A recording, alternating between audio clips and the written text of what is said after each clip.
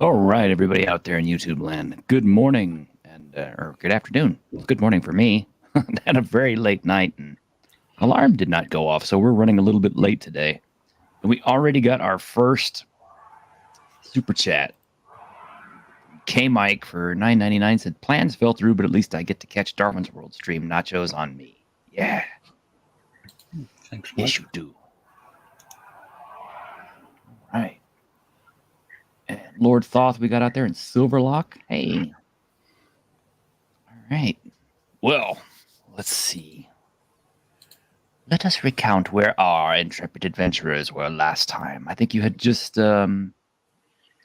raided a pawn shop, which is surrounded by the undead. And we found the robot wife. Yes, well, she doesn't not really ideal as a wife. Yeah, she doesn't really seem to consider herself to be your wife, but not yet. Yeah. But you did actually kind of find quite a nice little treasure trove of survival items and gear.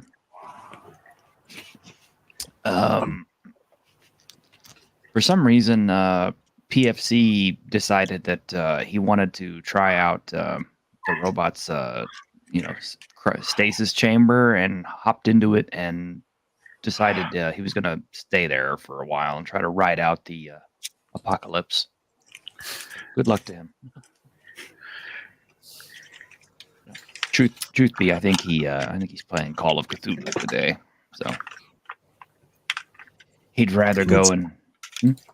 He needs a calendar to keep himself organized. I mean, I wouldn't think it would be that hard to remember, Darwin's World Sunday. I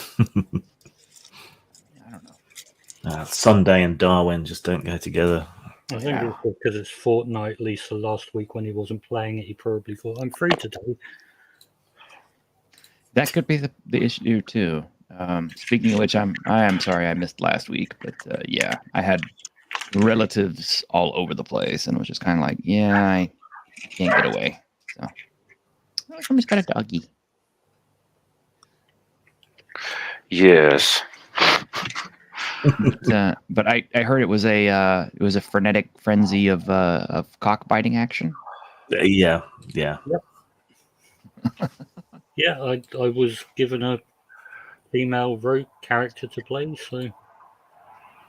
So obviously there was cockbiting. It goes without saying. Okay, well, I mean.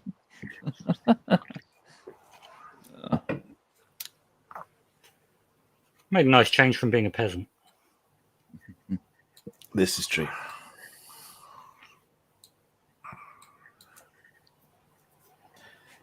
Yeah, so I think we actually bedded down in the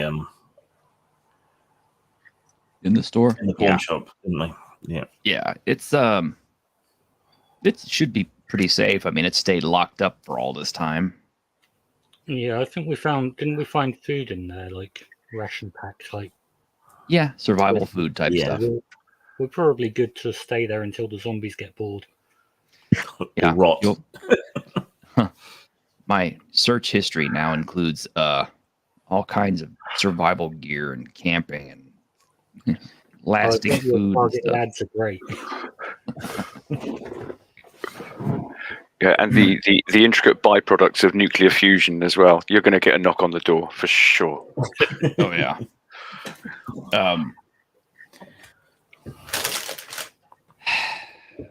Well, the fact of the matter is, though, all the knowledge of this stuff is kind of useless because since Darwin's World is so far into the future, and it's a future that is so far removed from ours, it's conceivable that the technology and things that exist at this point in time wouldn't exist in Darwin's World, or there'd be more advanced versions of it. So it's always a little harder to do with post-apocalyptic games.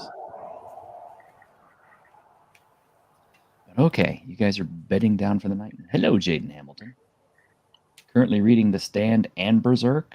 Yeah, they're great. And yes, Golden Age is really good. Read Lucifer's Hammer next. Ooh, yeah. All right. So, well, nothing eventful happens during the night, other than the dead, banging futilely against the glass and the doors, which is kind of unnerving. Probably makes it hard to sleep. A little bit. But your faithful robot is watching the doors. So Yeah, in that case, Frank is going to find a step ladder or something, because we came in through the roof, didn't we, through a skylight? yes. So he's going to either drag a piece of furniture or a step ladder, whatever, put it under this hatch so that he can go up and spend the night on the roof. Partly so he can keep an eye on the dead, but mostly so he's not in the same room as this soulless aberration. Okay. Yeah, that's perfectly. That's Dr. Jones, by the way. Sleeping up on the roof? Yeah, you can do that.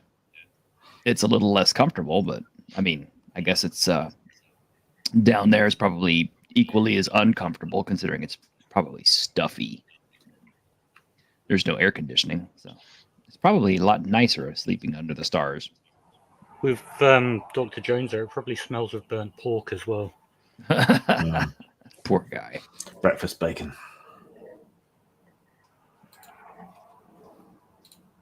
Yeah, if the shop had any painkillers, I'm sure Dr. Jones is taking it pretty heavily. So I did mention I was looking for any sort of drugs of any kind, and you said there weren't any. So, I mean, you could probably find something like the shopkeeper having like a bottle of aspirin or something around. yeah, nothing fun though, like Vicodin or. No, it's not that kind of pawn shop. It's a pawn shop. It's not a retail drugstore. Yeah, if you guys had broken into a drugstore, it probably would have already been looted. Yeah, probably. That's probably one of the first places that got looted. So the weed dispensary. Yes. Oh, can you imagine? What 500-year-old weed? Well, Not very well. Everything was irradiated, so it won't have rotted. Well, that's and true. not only that, but considering how many farms there are out in like Colorado, it's very likely that a lot of strains survived, mutated, and continue to thrive even under these conditions. We're going to Get Colorado. back for resting. Colorado next. Okay, wife, then weed. Dr. Jones has his priorities. Pussy, then drugs. Sure, you don't want to strike out for Afghanistan where the opium poppies are. Oh, God. That's next.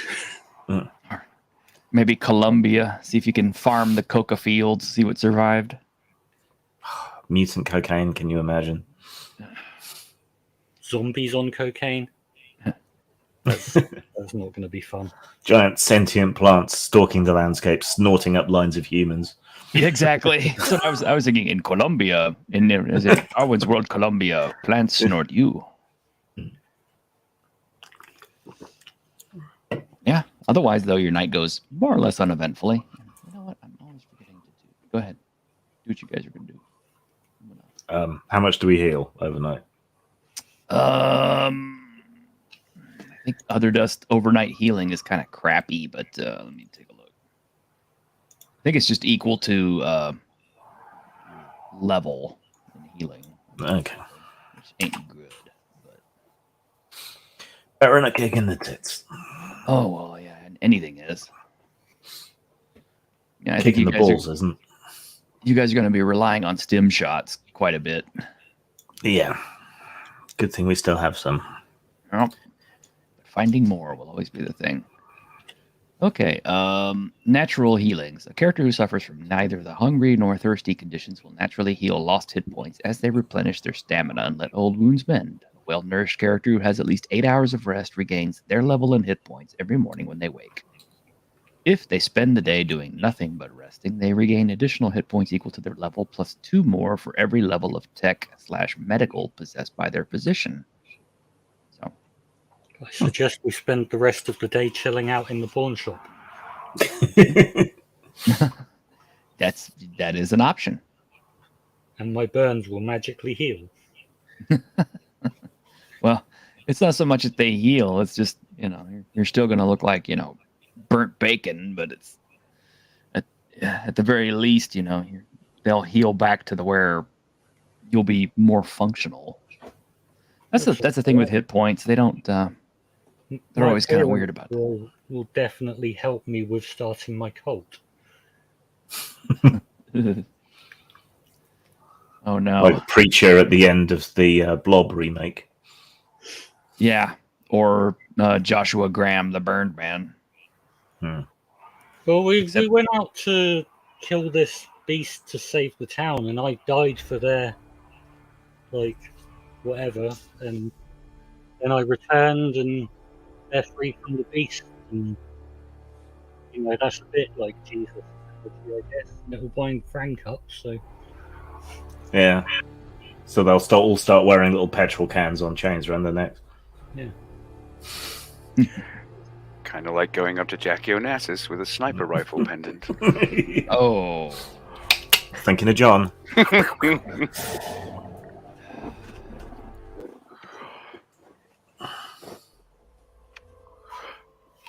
So I guess it's waiting around for the dead to drift off.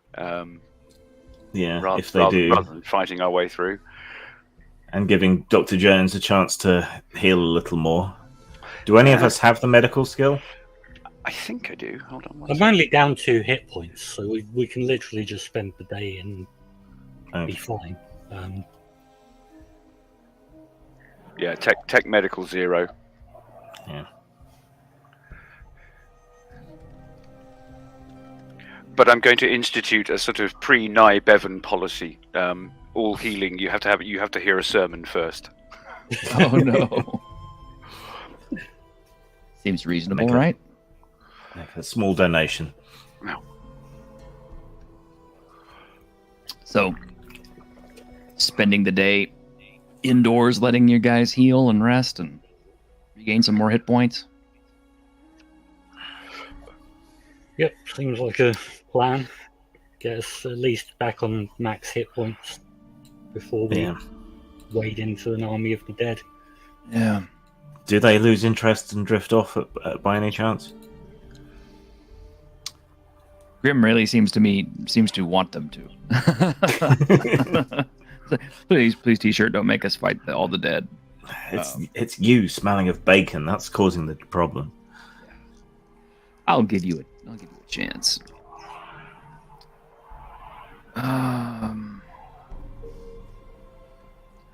Well, after a bit, the herd does kind of thin out. Keep in mind, this is not like a big ass like Walking Dead sized herd. This is maybe 10 to 15 of them. But yeah, a few will just kind of drift off. Nova kind of sits there looking out the window at him. She kind of shakes her head. She's like, "How is this even possible?" I mean, they're not going to want to eat a robot. Why don't you go out there and take a look? Considering I look more human than you do at the moment. Yeah, what are they going to do? Break their teeth on metal? He smells more delicious. I have skin on the outside. Yeah, but is it crispy and delicious? I don't know. I've never been fried. Do you function without it? I'd rather not find out. Do you come with a repair manual? Do I come with a repair manual? Yeah. I mean, you're a machine. Do you have a repair manual? I'm sure I have one somewhere. But I doubt it's included in the box. They wouldn't want people working on me. And the user manual wasn't too much help. No, I'm actually not supposed to be here. But you are. But I am. As to how is that possible? Nanites? Fungus? Some kind of disease? Radiation from a Venus probe? Voodoo?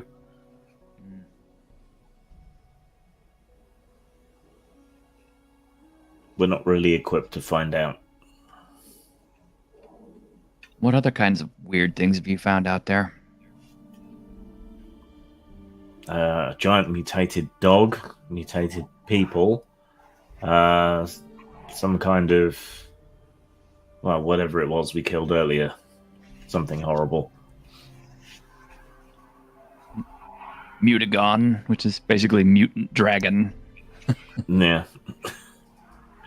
It's so far it's been a whole lot of no fun for everyone concerned. I can only imagine it's going to get worse.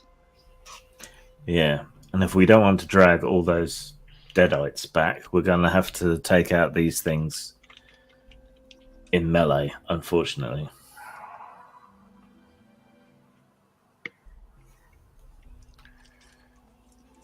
It's a pawn Less- shop. It doesn't Sorry, have go on. any. It doesn't have any kind of riflery or anything. There are guns, but guns make noise, go bang.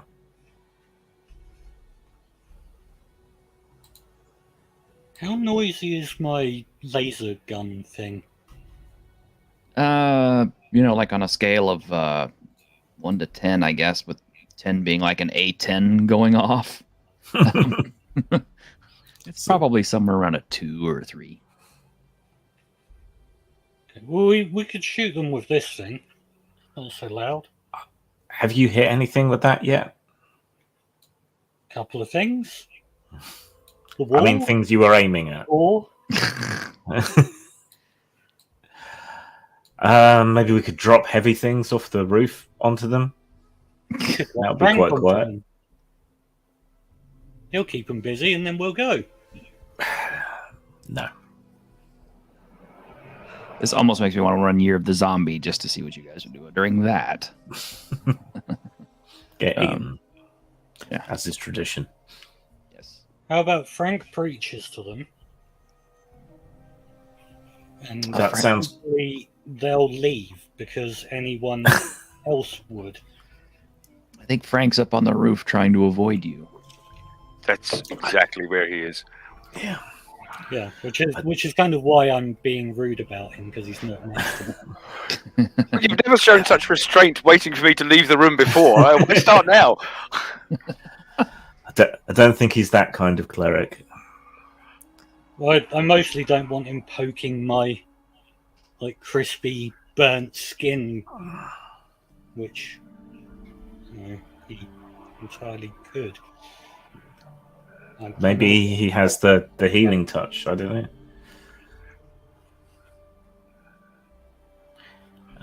When we were looking for guns, did we miss any hunting bows or anything? I think I mentioned there was a bow there. Did anyone Usually- take it? It's not on my list. I didn't. No. I don't think anybody did. Anyone want to get good at archery? Is anyone better at it than I am? What does archery use? Because I don't have it as a skill. Be I guess combat. primitive or combat projectile. Combat, I would say primitive since it's a muscle-powered weapon. Okay. Oh, actually, no. Actually, well, it says projectile weapons mechanically powered. So yeah, primitive. I've got 0 in that, so I've got 1 in primitive, but no dexterity to speak of. Yeah, zero, primitive 0, but appalling dex. Dex 12. Average. All right, so it's me then. Okay. So it's attack bonus 1, primitive 1, so that's 2. Right, I'll grab the bow and however many arrows there are, and quietly climb up onto the roof and peek over the edge. Yeah, you could find a box that's got like about 40 arrows in it. I mean, it's like literally it's like a standing cardboard box and it's just got arrows in it. And they have the tips are usually supplied separately, so you have to screw on the hunting tips or the razor heads and stuff. But, Yeah. Which, if you've ever actually seen a razor-headed arrow, God, those things are brutal looking. But yeah, once you get that done, it just takes a few minutes to do that. You can climb up to the roof, and yeah, you can see Frank sitting up there doing what? Frank has spent the entirety of this conversation using various odds and ends to rig up a sort of sunshade. Not hard to do. So yeah, just a sort of a sheet of plastic or whatever, opaque plastic, and some bungee cords and things like that. He's got a bunch of the mylar blankets and stuff stretched out and reflecting the sun. Those are the best things. I pause to admire his ingenuity and then peek over the edge and do a head count of the dead. Yeah, you see quite a lot of them have milled off. Several of them were eating the mutagon. But yeah, there's about 10 left that look like they might be a threat. Okay. I've not really used a burn arrow before. Excuse me. So I will take my time and aim and try to shoot straight down. Okay, well, give it the roll. Nope, that's a D30. That's a D24. That's a D16. There's the D20. Okay.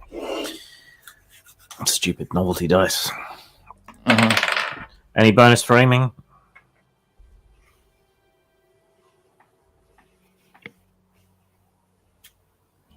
Well, sorry, I rolled an 8. Any bonus for aiming? I'll give you a +2. Okay. So 22 to hit.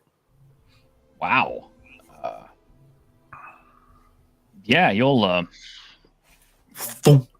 definitely hit one. Deal damage, please. How much damage does a bow do? They're D8 usually. Okay. I'll double check, but yeah, I think it's pretty standard. They're D8s. Okay, that's a D8. It's just a weirdly shaped one. Okay. 1 damage. So it's a brilliant hit, but yep, yeah, it's sticking out of him. He looks kind of puzzled as a arrow intrudes on his rotting organs. Okay. Adjust my aim for the head this time, and have another go. And I roll a total of 4 this time, from one extreme to the other. Yep, that arrow impacts on the concrete below and shatters. Well, look, I'm going to keep going until either they're all dead or I run out of arrows. So, should I just keep rolling? Let's make it simple. You're going to use all 40 arrows? If that's what it takes. Okay. I hate to do usage dice, but in this case, I think it's almost a necessity.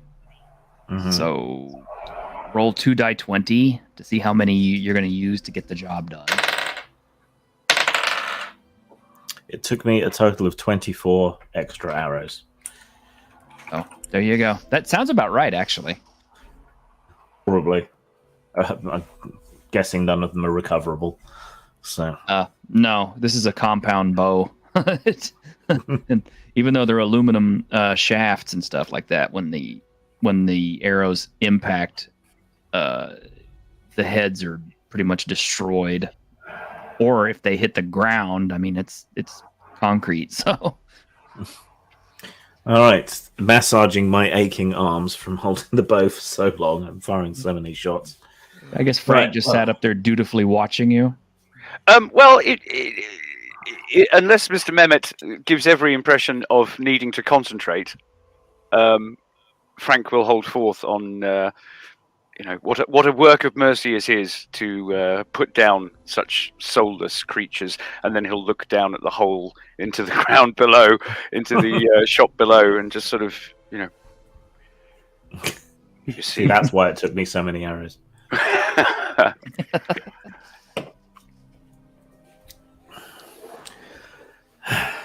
Right. Well, while that's going on, I'm just going to be hitting on the robot.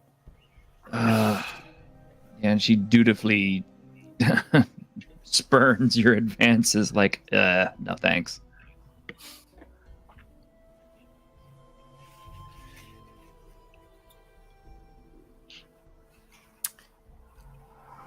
Well, it's safe to leave if we want to go.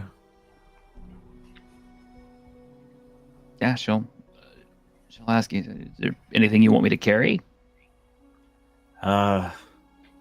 Me? I don't think he's as wounded as he's letting on, but yeah. I don't know. We've pilfered just about everything that's useful. This adventure needs more invisible chickens with automatic weapons. What the hell's that from?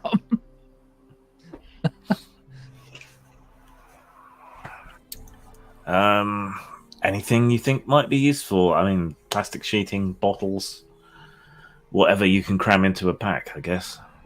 Well, we should return to the township was being hassled by that mutagon and let them know of my sacrifice and... Yeah. Just my luck to be stuck with a preacher and the Messiah.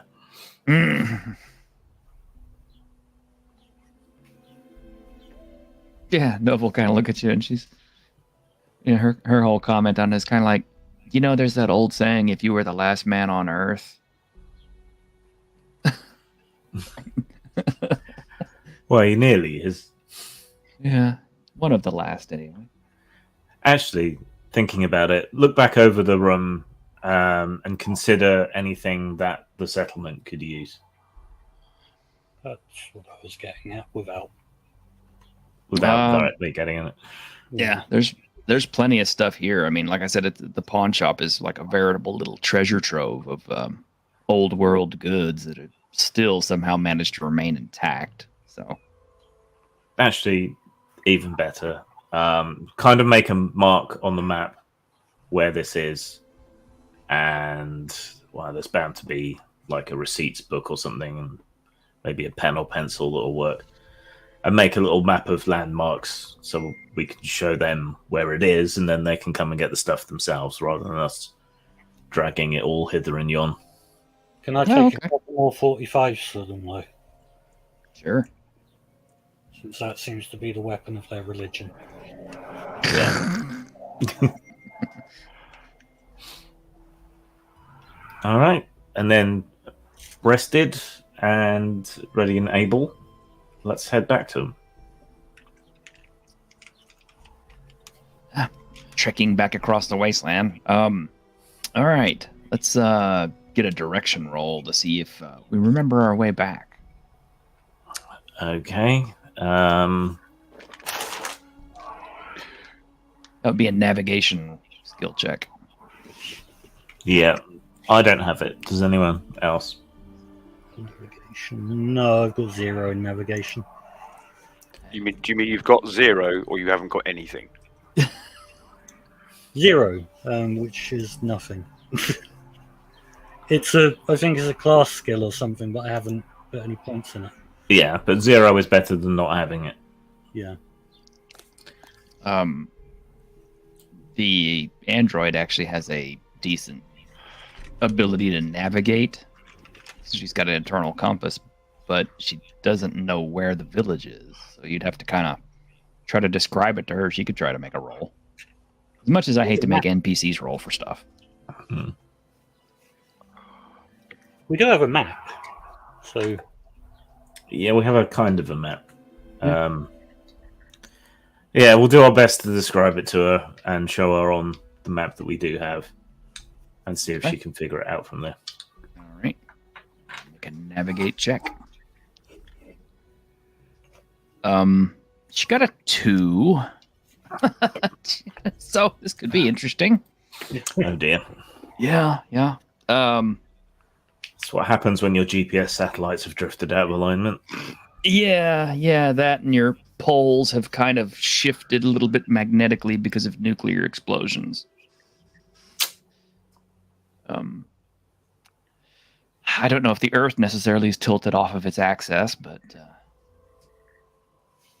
anyway, it's not Thundar the Barbarian. That was a great series, by the way. But yeah, okay. So you guys move out, travel for about an hour and a half or so, and kind of at some point, you guys are realizing it's like this doesn't look anything like where we were supposed to be. However, where you have ended up is more interesting because you will find a small community of old houses that are somehow managed to stay intact, kind of in a crevasse with a road going into it. Okay, well, this isn't where we were going. It doesn't look remotely familiar, but it's intact. Might be worth taking a look. Yeah.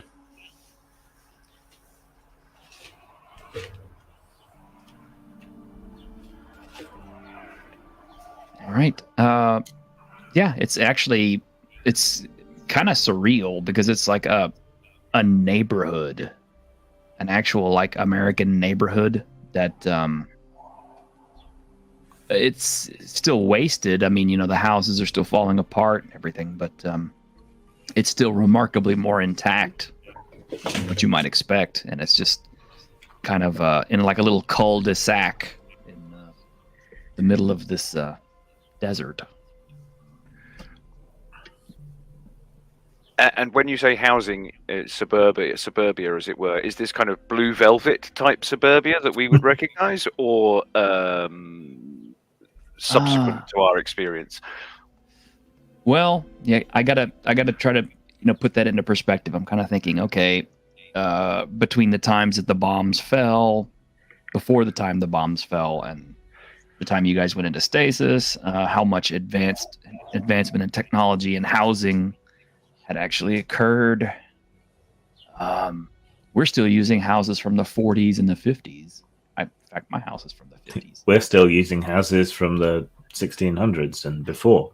Yeah, so So, chances are pretty good that this stuff probably looks like old 60s and 70s houses, maybe with some modifications and some repairs to the structures, and because people just rebuild stuff.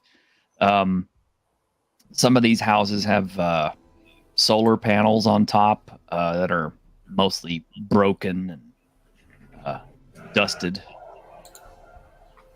A lot of them have antennas and things sticking out.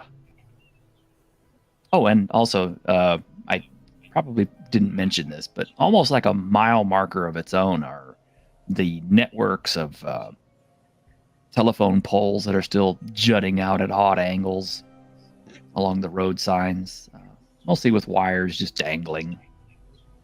Of course, the unusual fauna. yes.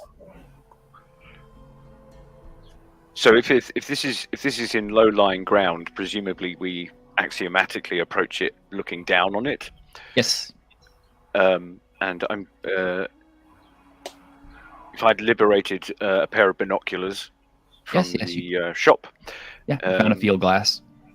I will spend a few minutes just surveilling it, just to see if there's anything obviously at home, shall we say. Oh. Yeah, you do actually see a few what look like tribals moving amongst some of the houses, dressed in an assortment of animal skins, plastic sheeting, and somehow clothes that have somehow managed to survive So on that basis, try to make some kind of assessment as to their, like, for example, do they have, the heads of their enemies tied by the hair to their belts, stuff like that, Necklaces of ears. Yeah. Yeah. Are any of them wearing crosses? Not necessarily.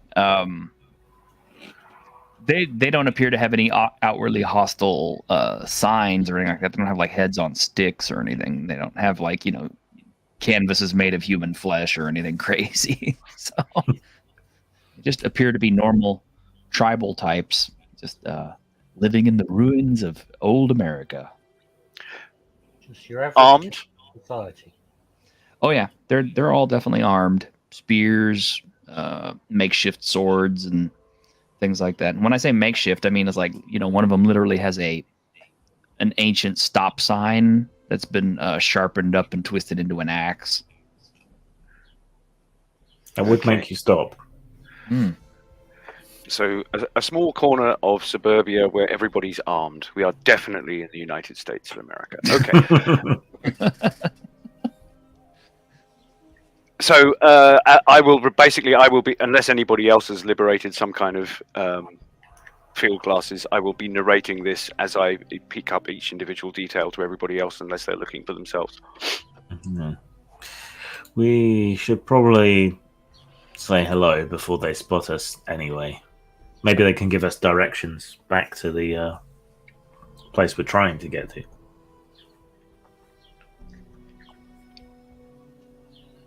Maybe they're going to eat us for their dinner. Maybe. That could explain why all the heads and skin and everything isn't there. They're just really efficient cannibals.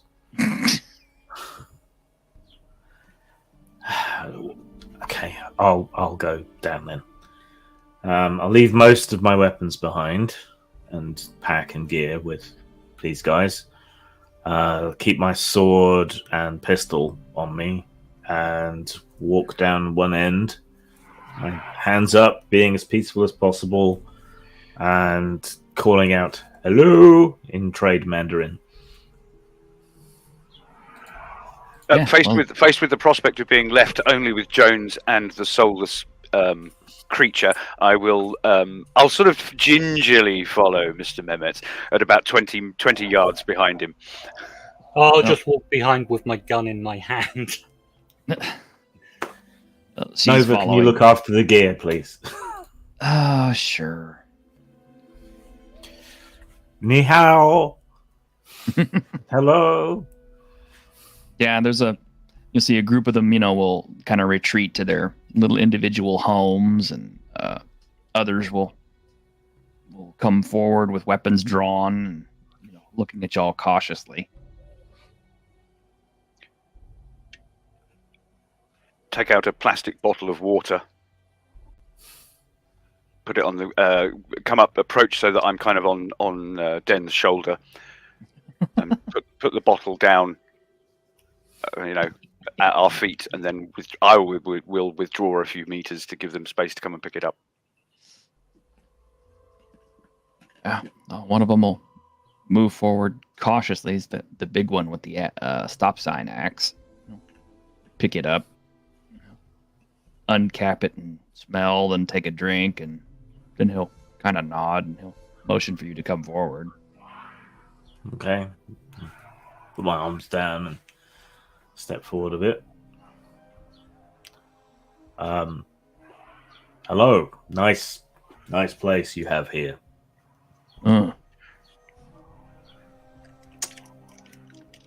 So we're a little bit lost. We're trying to find our way to the village with the stockade and the fields.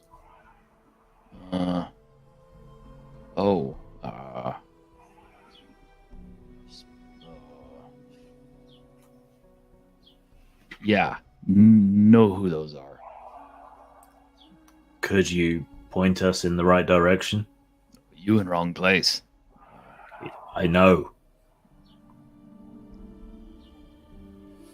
Go that way. He'll point. Travel that way. Day and a half. Okay. Great, thanks. You stay night? We haven't travelled much today already, so probably not. Unless you're inviting us, then it would be very rude to just leave. We people of Eastwood. Of course, you could now that he says that, you could see like a battered, an old battered sign that says, Eastwood Estates. Of course, it's. Oh, I thought it said Eatwood. And are you Clint? No, Ruck. Ruck. Ruck. Good name. I'm Den. This is Dr. Jones. This is Frank. He'll look at Dr. Jones and he'll be like, "Ooh, you met the invisible fire?" The invisible fire? Yeah, invisible fire. Cook you skin from inside out. I was killed by a mutagon and raised from the dead. Killed and raised. Hallelujah. I was just very, very, very subtly tap the side of my head. He'll kind of nod.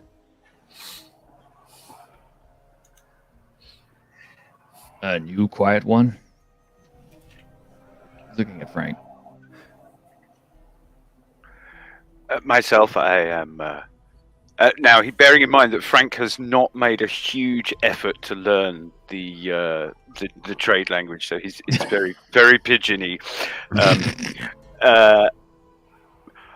and probably gets his tenses wrong. So he'll say, "I will be," instead of "I am." I will be looking for something. It's his exact response. What you looking for?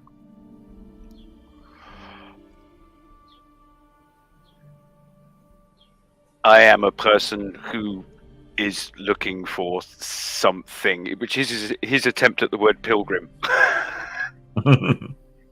Yes, you looking for something. You lose way home. You not look like those people. Although that one carrying weapon, he points at Dr. Jones's 45s.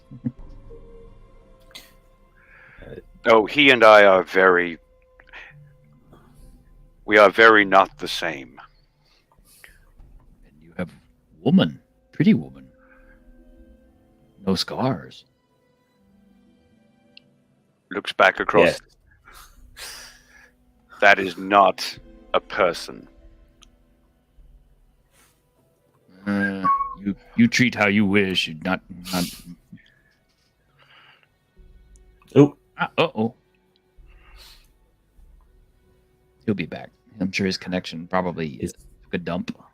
Yeah, he's probably just passed out due to his gratuitous burns. He'll be fine in a minute. Yeah, he'll be fine in a minute. Yeah, Nova will go pick him up and carry him. Should be like, got what he wanted. He smells like hot dogs.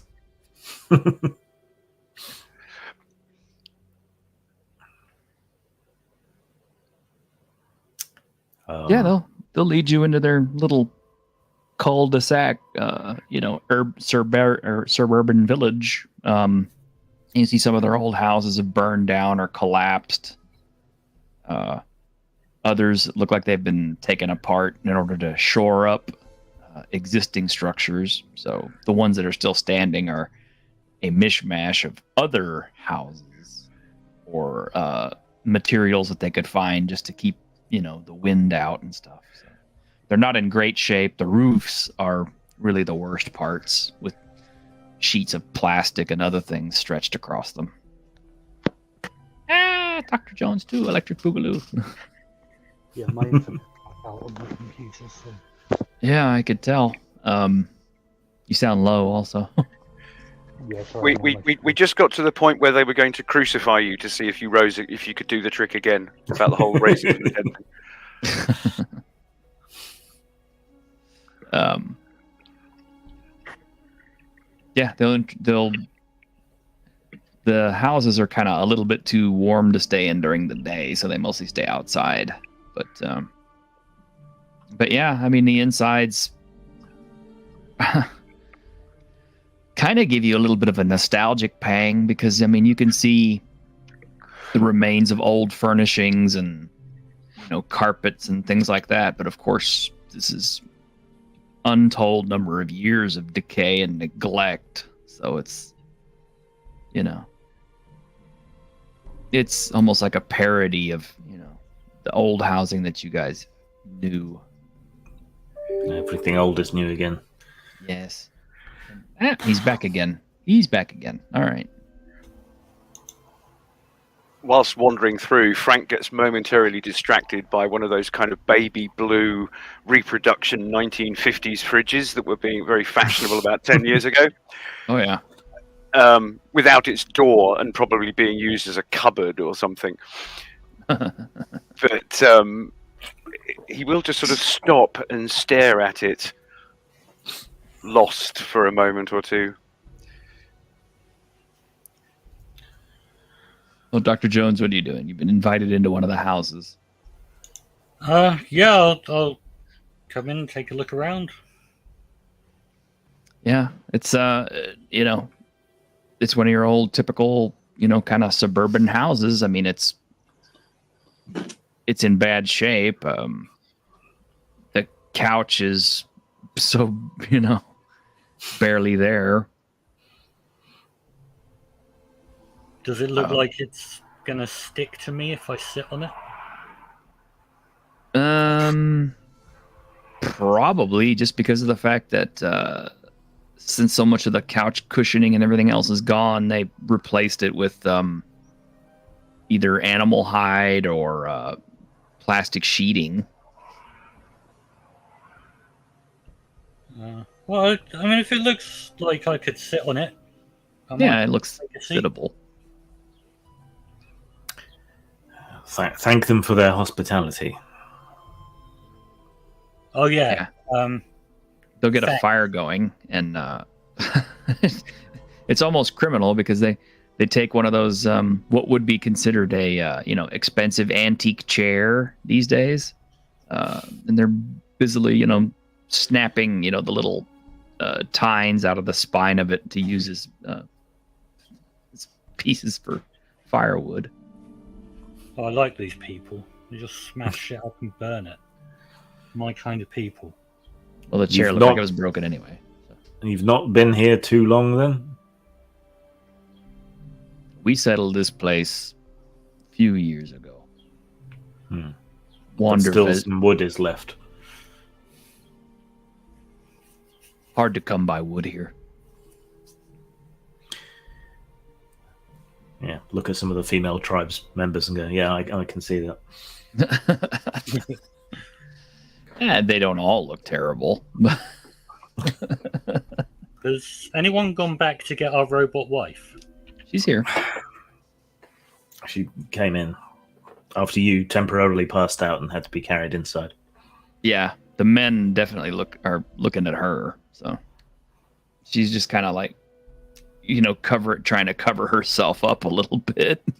She's still naked. Well, no, she's wearing clothes and stuff that she got from the pawn shop, but still, it's that whole sense of people are leering at you, so you just kind of subconsciously cover up or shy away or try to turn to where they can't see you as much. Oh yeah, we need to delete that bit of her programming.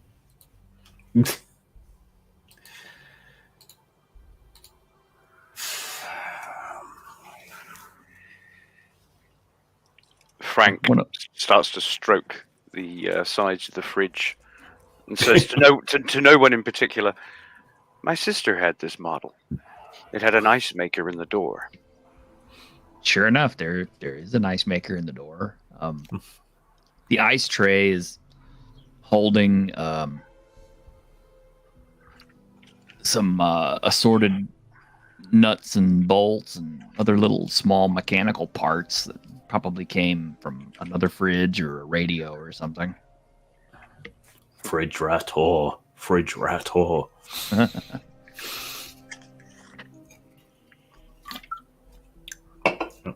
Okay, I'm feeling awkward and antsy.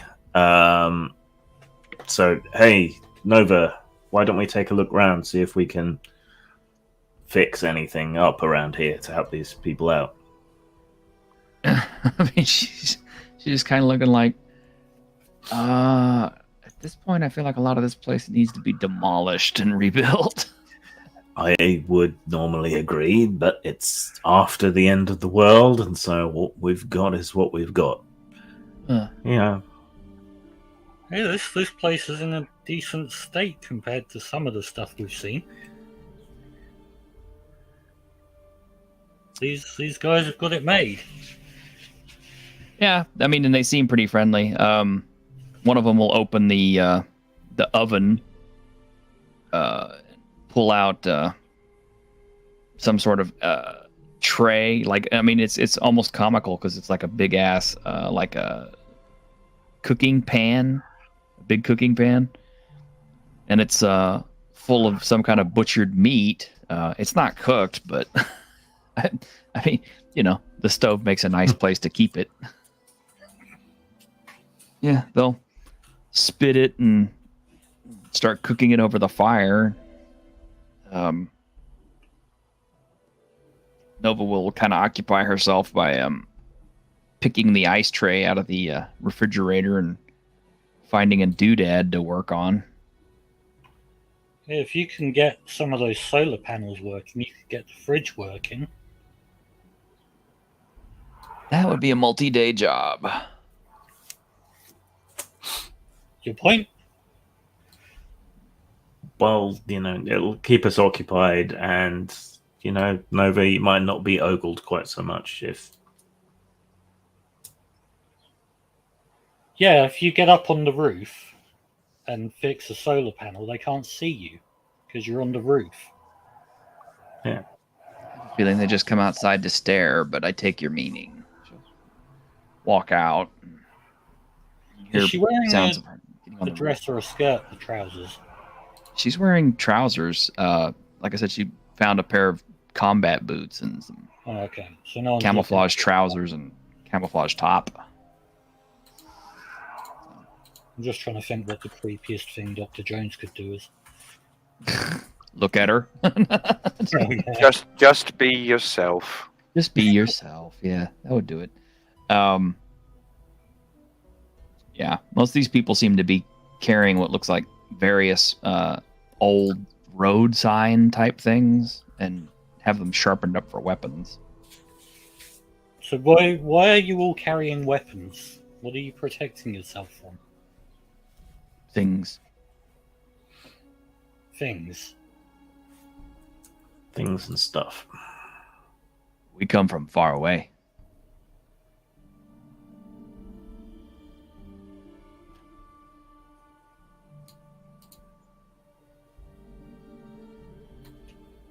How often do you need to protect yourself? Things come, raiders come, people come. Sometimes people need killing. We kill. Is that what we're eating? We're not cannibal. They actually have a trade word for that, so they know what a cannibal is. It just seems wasteful. He'll offer you a chunk of meat. Yeah, I'll definitely use some meat. Got to replace some of that protein I've lost. Yeah. No, this is kind of funny. They'll all watch you eat it. And what them say? Tastes good. Does it taste good? And you know, the way I always resolve that question is usually by pulling a card. Could do that if you really want. Well, I mean, it's meat, and I've probably lost all my taste buds having been burned. Oh, you didn't lose the taste buds. I mean, the inside of your mouth's not burned. So. Okay. I suppose to describe the way the meat tastes is probably best described as greasy, maybe a little bit crunchy and chewy. Oh, like kebab. Yeah. Kind of, yeah. Yeah. Good meat. What is it? Roach. Oh. Definitely cooked it better than Frank over here did when he tried. Lots of big roaches here. He cooked us some and it was still moving. I think you'll find that was our esteemed military colleague. It was, but I'm blaming you. Den kind of rubs the spot where the giant roach bit him the other day. How? So, have you guys been to any of these places? And show them our map. Oh. Yeah, I know this place. People there, good people. Make a note on that spot. Yep. We come from far, far away. Where are you from?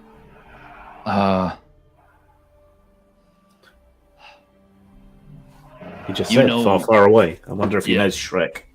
Yeah, he's kind of hesitant. You know, it's difficult for him to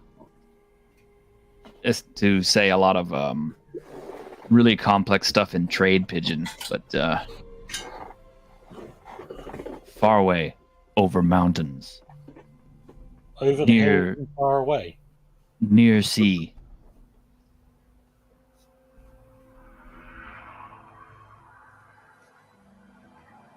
Come from underground.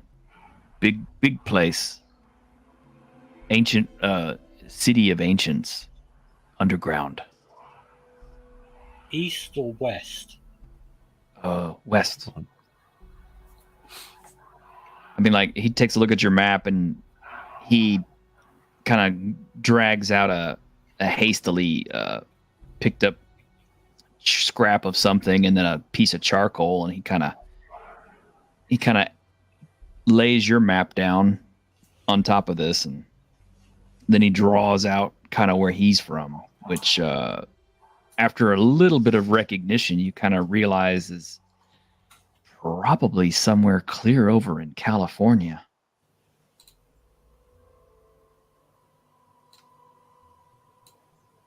So why did you leave? Dangerous. Dangerous here. Too many homeless, heap big liberals. Big dangerous. Big dangerous. He'll describe this giant misshapen thing with teeth and eyes on all over it and fur.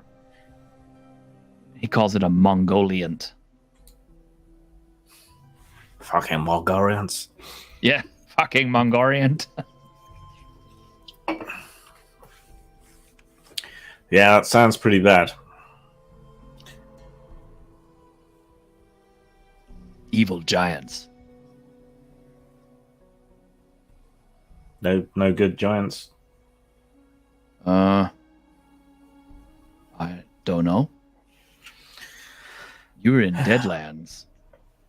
This place. You know, he'll point to the map where, and then he'll point to the ground here, like he's trying to describe this whole region. He calls it this place the Deadlands. Because of the zombies? Zombies. Walking dead men? Walking dead men sometimes here and there. Yes. Yeah. Very dangerous. Sometimes wander into village. Well, scintillating and useful as this conversation is, yeah, I'm going to occupy myself by fixing things up here and there as best I can. Just, muck in. Mhm. I'm going to sit on the couch and chill.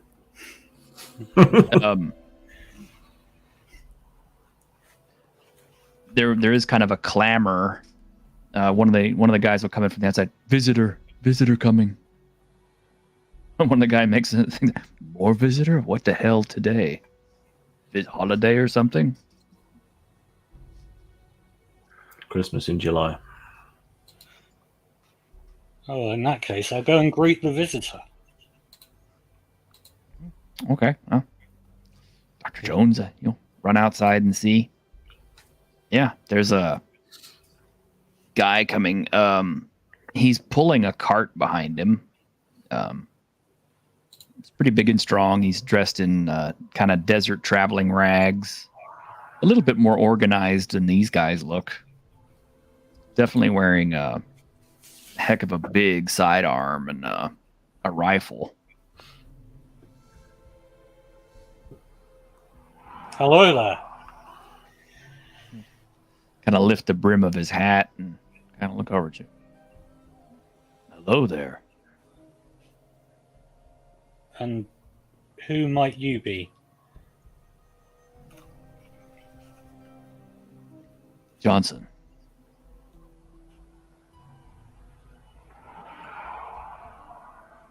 Johnson. Yeah, that's my name, Johnson. Okay. Well, what are you doing here? This is my town. Funny, I don't remember seeing you last time I came here. Well, I live here now. It's a great place. You've been here before. You get on with these people here? Yeah, that's why I came here. Trade. Oh, you're good then. Come on. And he'll pull his cart over, and people will come out to greet him and see what he's got on his cart. A lot of this stuff looks like it's salvaged from other places, but there's all kinds of stuff in here. I mean, he's got everything from stim packs and hypo sprays and things, and chewing gum, cans of food, and other stuff that apparently he must have liberated.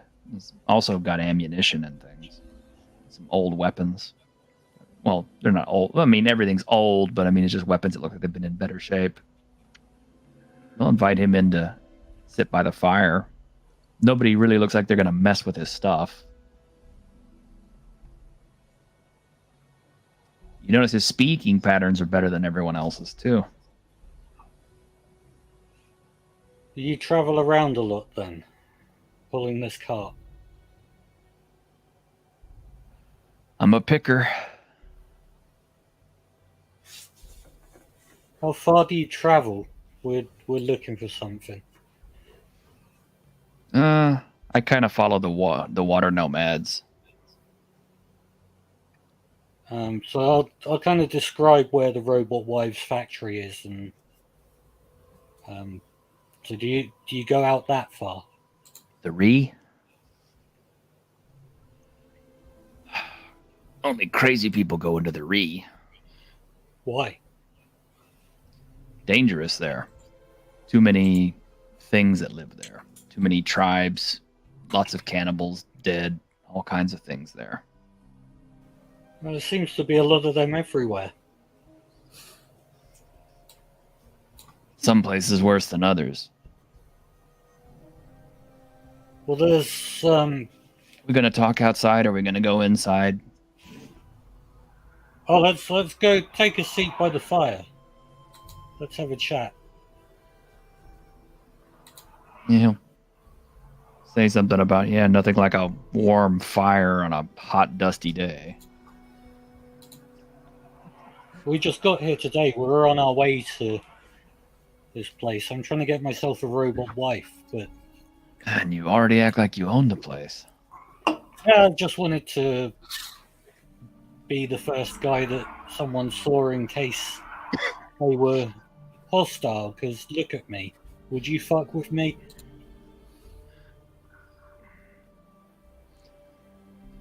Are those radiation burns? No, these are burns of the regular kind. Yeah, head inside and see everybody else. They'll all greet him pretty warmly.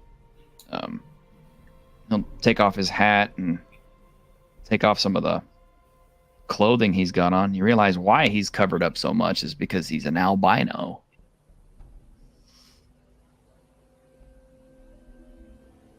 So he's protecting his skin from the sun. He's got big old thick shades on. He'll pull them up and you can see he's got pink eyes. You're a weird looking fucker. Thanks. How are you all doing?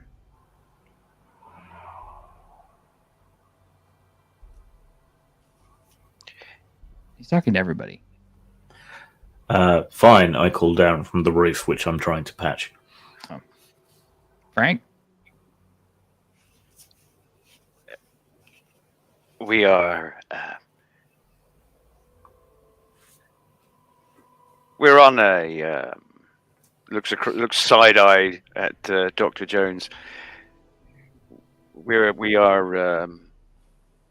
been engaged by the water nomads to travel to the Ree, and we would be grateful for any news you have. And he spreads out the map that we've got with the sort of, that we've marked up so far with sort of, as we've been going along, people have been marking it up for us, and just ask him,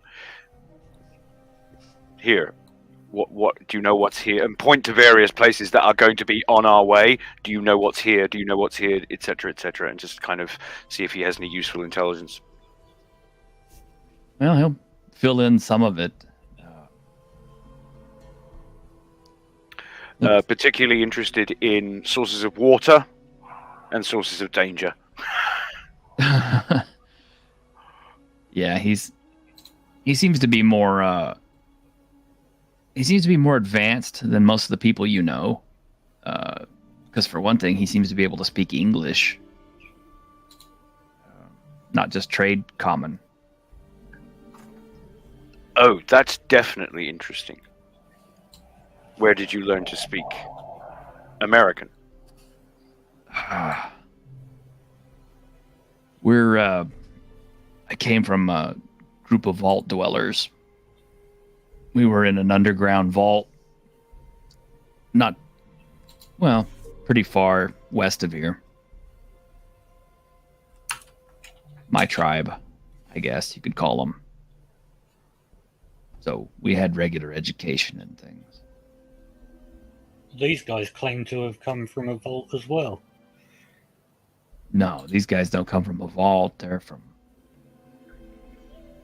you guys speak really pretty good. You don't seem much like wastelanders yourselves. Do I look like a wastelander? You look like you're wasted. Yeah. But you look like you're in pretty good shape. I'm a doctor, you know. That's wonderful for you. There are more people like us? Like you? Where? Oh, scattered all over the place. A lot of people made it to vaults, survived, bred underground, basically, like me. So you had a home, a vault. Why did you leave? Wanted to see the world, I guess. I've seen it. It's rubbish.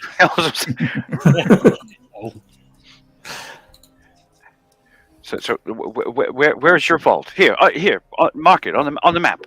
I don't think I am their friend. No, I originally, I was one of the volunteers who had to go out and get things to keep the vault running. So that's why I'm a picker. My friends and I, we go into the old cities and ruins and we pick. We try to find things that we need and take them back to our vault. Keep it running. What exactly do you need? Maybe we can help. You know how to make biodiesel or anything?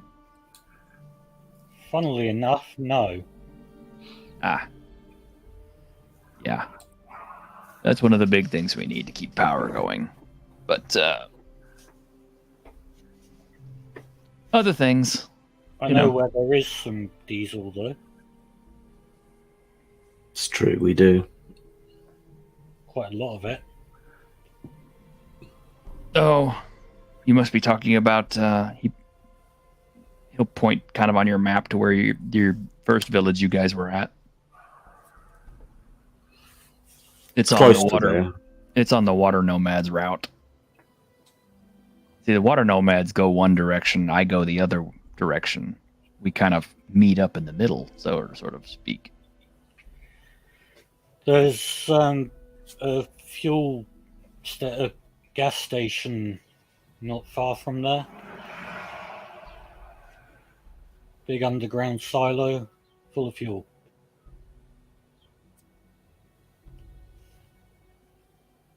A gas station with a fuel cell that still has fuel. Yeah. Good fuel that works. It's kind of more like napalm, sticky, but I'm sure it could be treated. I know there were treatments you could put in stuff like that to thin it out a bit. Probably easier than making it from scratch. There was diesel where we got the water from, where we met the tribals from the first village. We only took about 10 gallons from there, I think, which we traded. But there should be more there. Yeah, I know that route. I know that place. Good folks there. Good folks. You guys look like you hit a kind of a haul yourselves. Most of your equipment looks pretty good shape. We look after our stuff. Uh-huh. Well, the water caravans equipped us for our expedition. Plus, we had a piece of luck running from some zombies recently. Oh. Plague zombies, huh? Is that what they are? Yeah. Some kind of virus got out of a lab. They're nasty because they're basically a biological weapon. And they spread it through biting. And y'all got bit, did you? No. I'm surprised there's enough people around for the disease to keep going, to be honest. Well, when the carrier doesn't die, it's not so bad out in the desert. You don't see them that often. Maybe little packs and stuff. If one of them got into a village and killed the whole village, then you'll see a small packs of them here and there. Big cities is mostly where you see lots of them. Like Reno? Reno has a few, but Reno has a lot of other things that are worse. No, we took out about a dozen not far from here.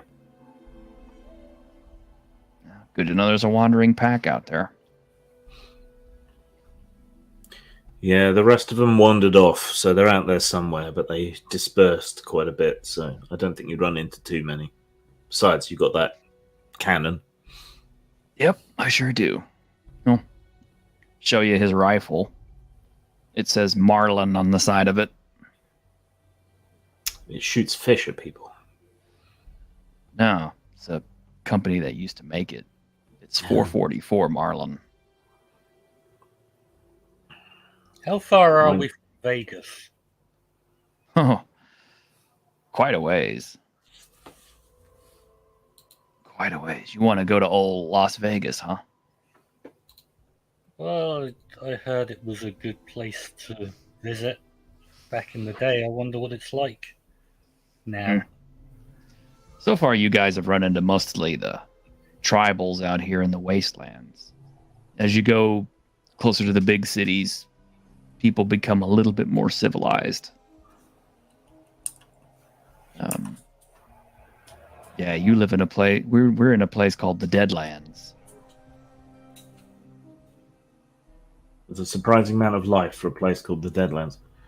Yeah, That's just what we call it. It's a desert and dry mountains north of the great desert oasis of Vegas, the so-called City of Lights. Vegas is still settled. Oh yeah. They still gamble there? I don't know. I don't go to Vegas. But this is one of the most thriving regions out here.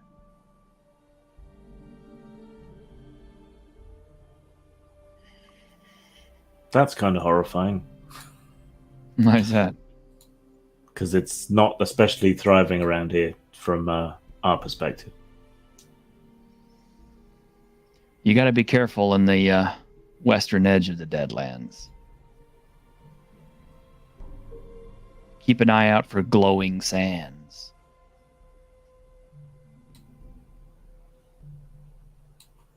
Is that where the radioactive huskies have pissed?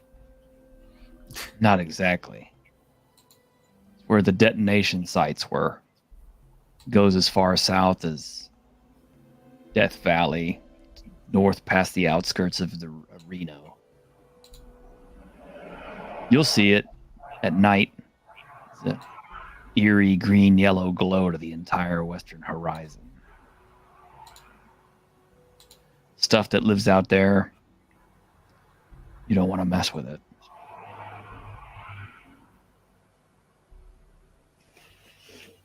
But yeah, the City of Lights, Las Vegas, it's run by a group called the Brotherhood of Radiation.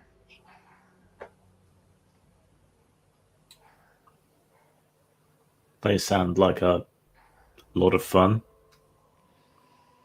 It's a holy city for them. You'll see it in the distance before you get there. They're a cult of mutants who taken over the city.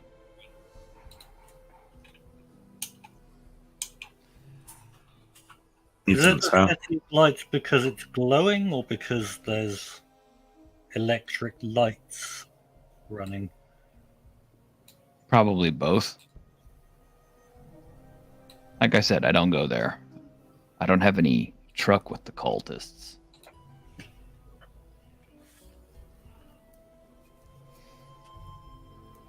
I usually go right on past them to Copper Pit.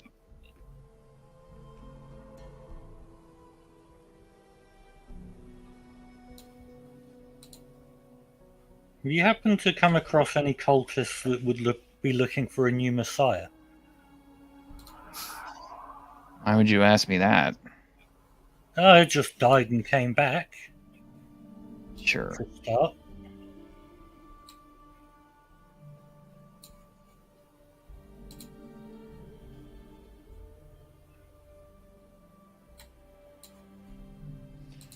Yeah, he'll point out. He actually breaks out an actual, really crumpled old map of the world, or actually, I should say of the United States. He'll show you areas. He'll point out Mercury, Nevada. He'll say that's the Mercury Caves. He'll point to Ruin. What he calls where he'll point to where Nellis Air Force Base was. That place is called Ruin. There's Reno, or sometimes called the Ree. We'll point to another spot called Yucca Mountain.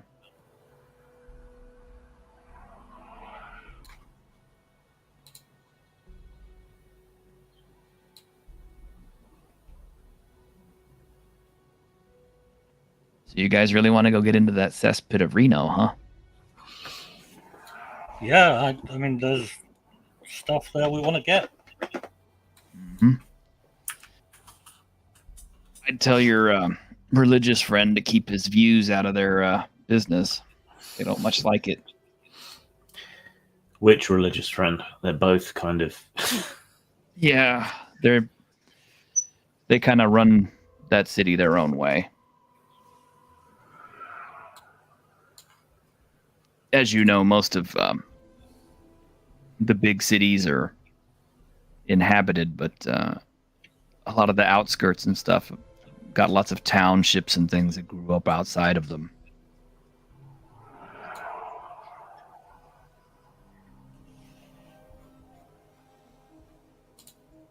You guys are awfully quiet. Busy hammering. So, I mean, I suppose it's worth asking, have you come across any outlets or factories where you can acquire robot wives? Is that what you're in the market for? Oh yeah, like I'm on a bit of a personal quest to acquire some. You better move quick then. Where's that? Most of the old factories and outlets and things like that, they're prime targets for the metal gods. Metal gods? Yeah. Who are That's what they call them. Some kind of artificial intelligence. Reactivated a bunch of robots and androids and things. They go out through the ruins and the deserts, and they try to find others of their kind and reprogram them to serve the AI. They're dangerous. They send infiltration units to kill warlords and other important people.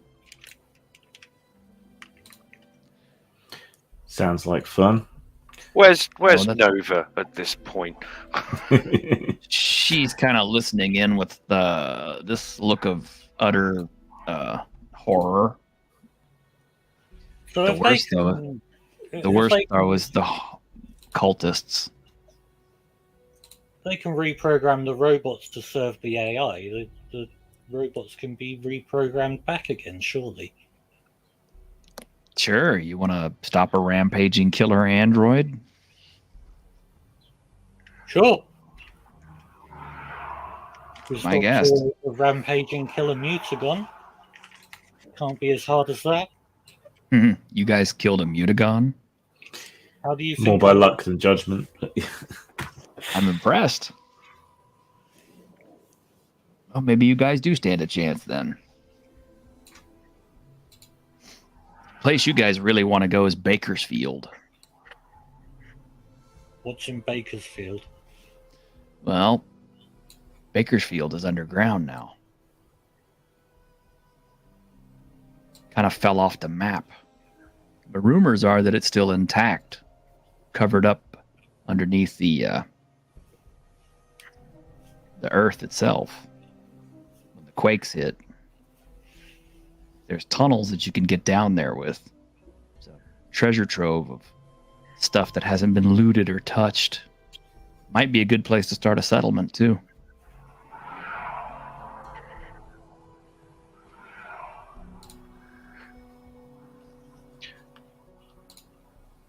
If it's not on it already, get him to indicate exactly where this is relative to us on the map. Yeah, he's got a map, so he'll show you where Bakersfield, California is. Yeah, but unless he's about to hand that over to us, I guess we're going to need our own copy. Yeah, he'll scrawl out a slightly more detailed map than what you were given before, just because he's kind of updated it. It's a much longer trek because it means going much further west. He'll also point out Los Angeles. That place is something else. A lot of factions trying to control that place. Dangerous. Nothing new there. Yeah. Anything you want to find, though, you're probably gonna find it there.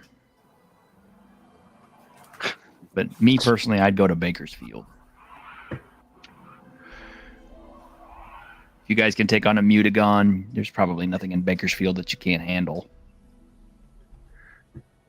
More importantly, will I find myself a robot wife there? I don't know. Then it's not on the to-do list. Well, we are under contract to the water traders to check out the Re first. So that's the primary thing we need to do. Suit yourself. I mean, it's Reno. It'll still be there. So I'm a bit unsettled that these machines have taken the title of metal gods, because that's me. It's the cultists that call them that. People voluntarily submit to being reshaped by these things. I've killed a lot of them out there. They're crazy. Reshape how? Well, the AI takes them in, and they do surgery on them. They implant them with all kinds of technology and give them lobotomies and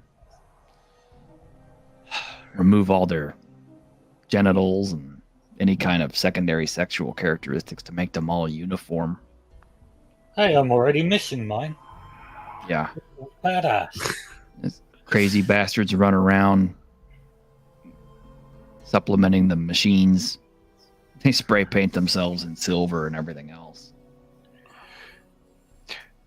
My word, another group of people dedicated to undoing the genius of God's creation. You'll fit right in, Doctor. Oh, the more I learn about this apocalypse, the more I love it. You're a strange one, that's for sure.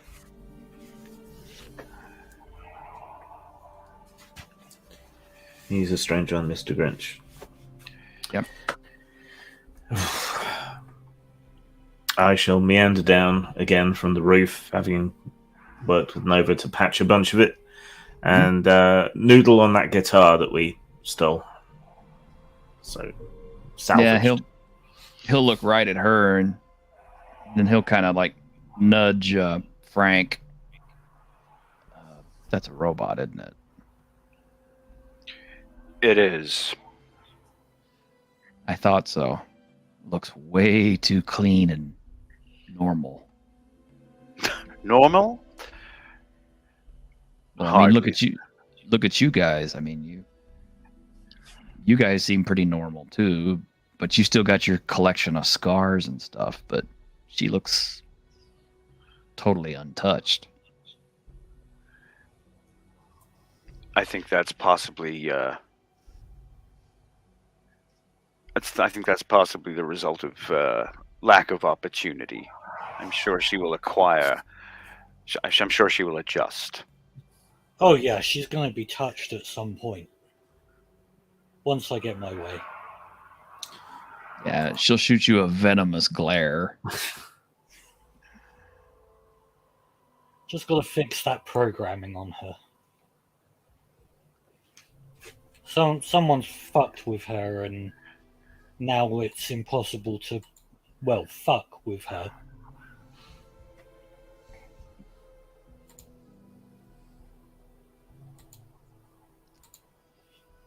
I mean, not that I can anymore anyway, but...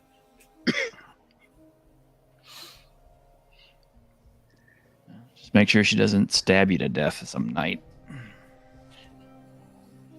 I never trust them. She stood guard over us the other night without any problem. Oh, I don't maybe think you got she's one of the like. good ones. I don't think she's like the ones you were talking about. Yeah, if she was going to kill us, she could have already. Easily. Yeah. Of course, the good doctor may yet change her mind.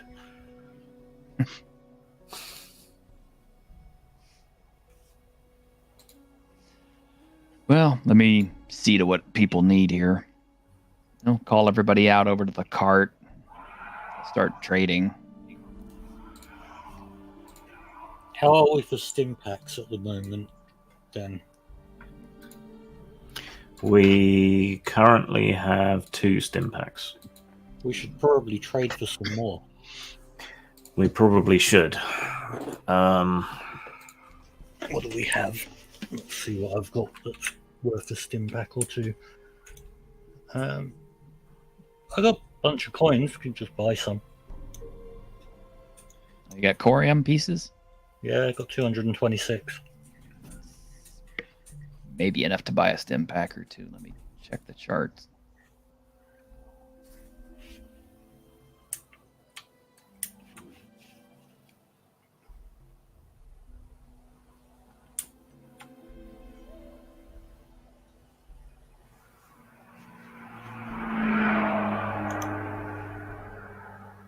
gas tanks.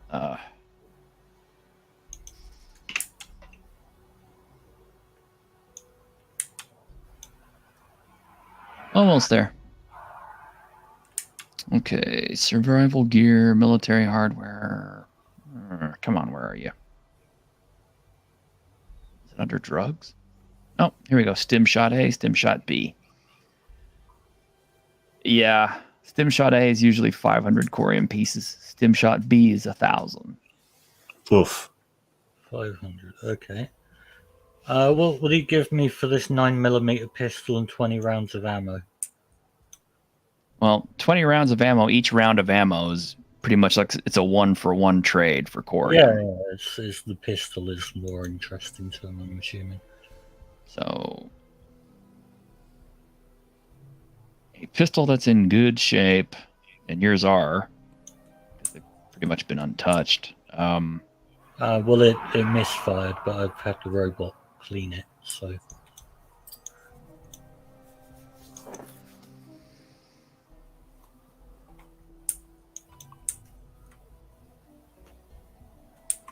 You know, one of these days I'm going to dig out my actual book. Actually, I can look it up if there's tables. I've got it. Actually, no, never mind. I'm looking at the wrong thing. Okay. Assault rifles, pistols, 9mm Beretta, right? Yeah. Or something like it. Yeah, they're 160 corium pieces each. Okay. I've got a spare one as well, so you could throw that into the mix. So that's 320 corium so far. And I've got 226 coins. Plus the bullets. You said 20 bullets? Yeah. That'll take us to 340. So counting my corium pieces in that. I haven't counted them in yet, so it'll be 160 off your corium, and I'll delete the other stuff from my list. And take off the gun, the bullets. I'll take off the gun. And 160 corium. Yeah. So I'm left with 66. That gets us another stim shot. One each. Go. Right, so I'll record a stim shot on my thing. He will pull out from under his seat. He'll lay down a big, huge ass revolver. Set it down in front of y'all. Nice. Cool. It's a 454 Casull. Only has 5 shots, but it's a revolver. Nice and reliable. Put most things down in one hit.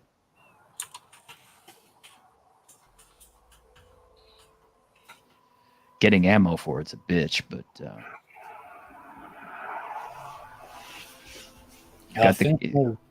got the corium for it. How much are you looking for? Sell it to you for 120. 120. What's wrong with it? Yeah. Nothing. Just like I said, it's hard to find ammo for it.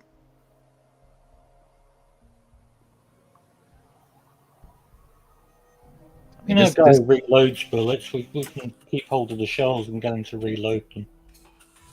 I mean, this gun weighs 6 pounds. That's how heavy it is.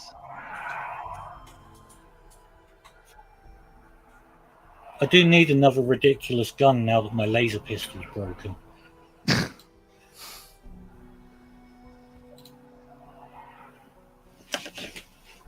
How about this? I'll challenge you to a game of cards,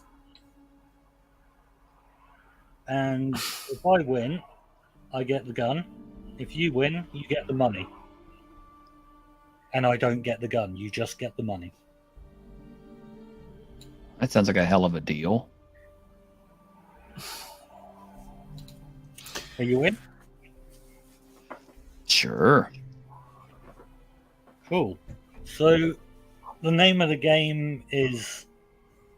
I'm going to have to actually make up a card game on the spot here, aren't I? He says, I'm pretty familiar with most card games. Oh, this is one from where we're from, so I'll have to teach you the rules quickly. I, bet I suspect they've had a couple of thousand years to get really bored of whist in the. So I'm gonna effectively just make up a card game on the spot that I'm gonna scam him to fuck with. Oh, you want to fuck over the nice traveling merchant / pilgrim ruin picker? Obviously, I'm an arsehole. Yeah. Haven't you figured out he's a dick yet? 3-card Farkle.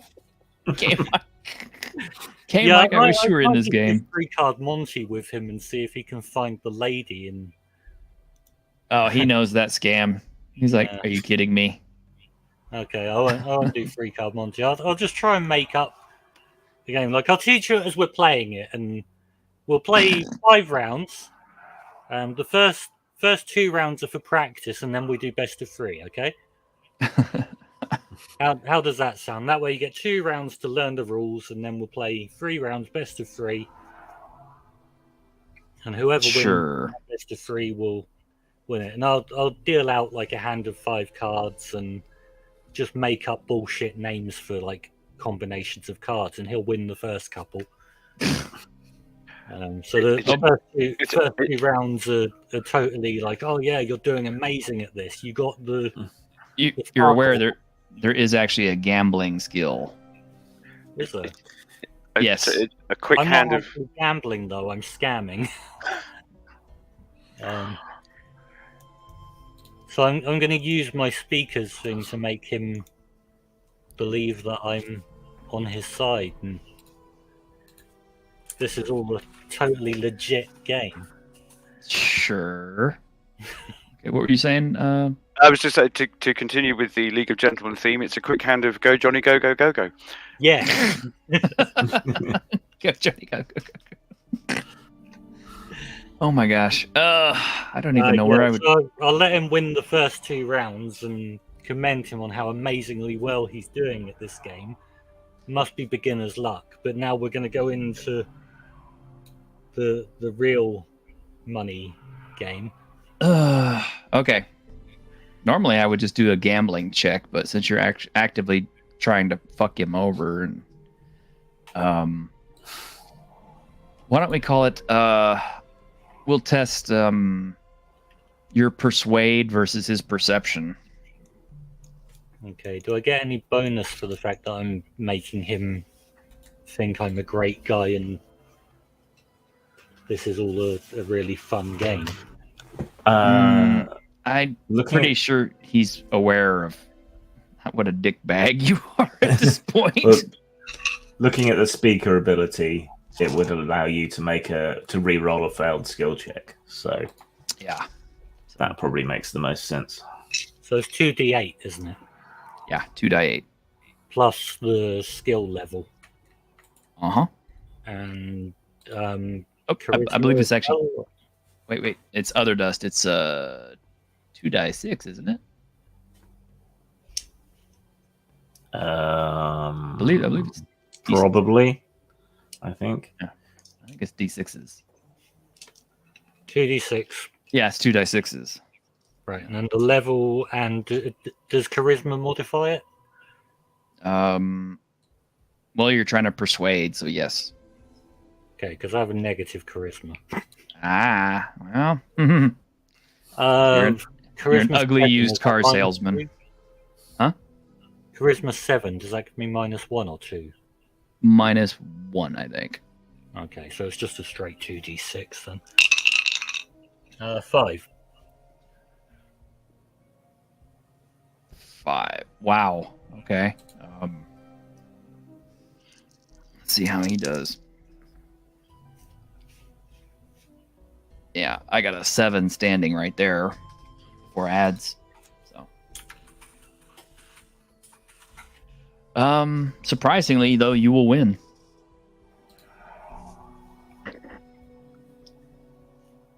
So he knows I'm scamming him and lets me scam him. Mm-hmm. Apparently, I mean, he'll smile at you after it's done, and he just kind of passes you the revolver. I'm going to hand that straight to Den.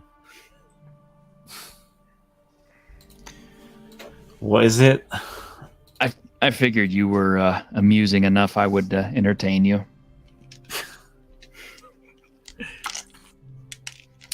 Okay. That's fair. If you caught on to that, is 50 corium. Oh, thank you. Got to give you I'll- something for playing along. Oh, well, thank you. Okay. This is a Freedom Arms Casoul. Or you could just call it an FA Casoul. Already had my heart set on a Ruger Super Blackhawk, but okay. This is bigger. I think they're both 454 actually. Are they? Super Blackhawk? I think so. The Red Hawk's the smaller one. Casoul can actually chamber all the way up to 50, I think, but I've always seen them 454.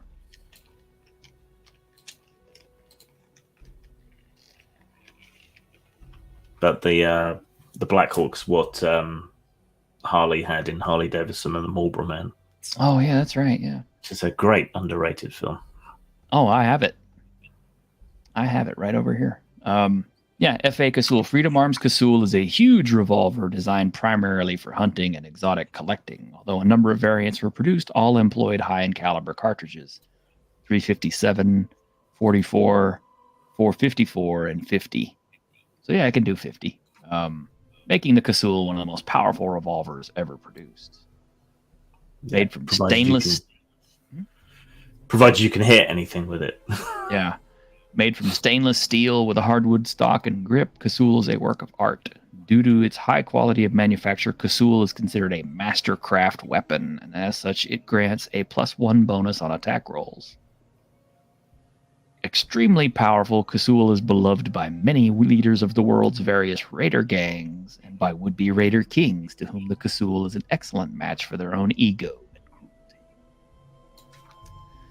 Sad thing is when this was written, that was true. Nowadays, we have lots of 50 caliber firearms, like the Model 500 Smith & Wesson, the Taurus Raging Bull, and the Taurus Judge. And just, I mean, there's tons of big 50 caliber pistols now, but the Casoul is probably like the most famous at the time this was written.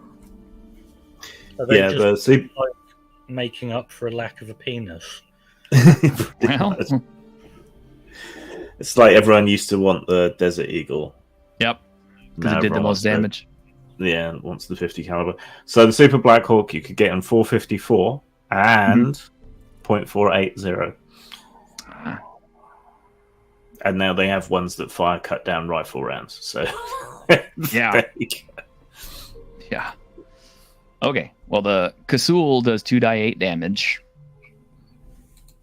Has a 40-foot range. That's its minimum. That's its short range. It's a single rate of fire. It has 5 shots in the cylinder. It weighs 6 pounds. So you can work out with it when you're not shooting it. Pretty much, yeah.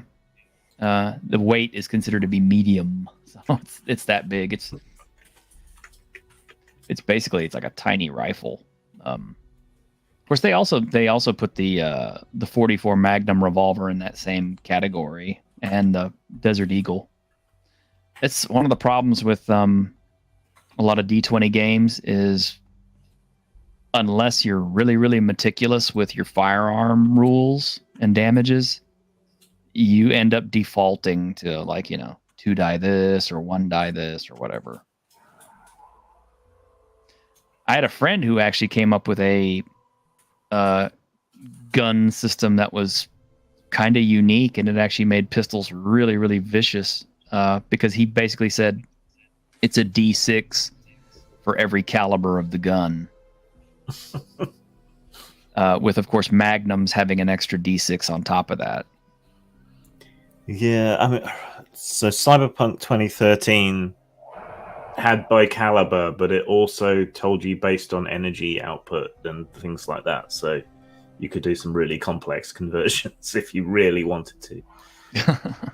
Well, I remember Johnny Silverhand's Malorian got all the way up to 52 millimeter at one point. Which I'm just kind of like, Jesus Christ. Hellbringer 666. That's what you want. Yeah. Been a long time. Oh, man. Does I'll play Cyberpunk again. Does the trader guy know anyone that could fix a broken laser pistol? Well, he can't, but he says, yeah, you could probably get it fixed in Re. I thought Re was terrible and horrible and we shouldn't go there. It is, but you're going there anyway, aren't you? Well, yes. Yeah. So, yeah, you can get it fixed in Re. Lots of people.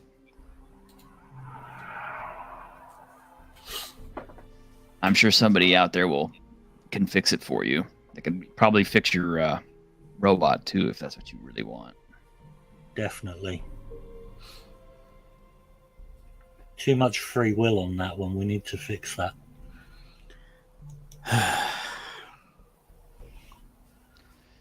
Yeah, he'll kind of look at you. You do realize that robots are kind of like pretty much AIs at this point, right? Only if they're programmed that way. Well, some of them have programs that limit them, but for the most part, they're pretty free-willed and intelligent, just like people are. No, they give the appearance of being free-willed and intelligent. And as her owner, that's not very useful. Okay. Well,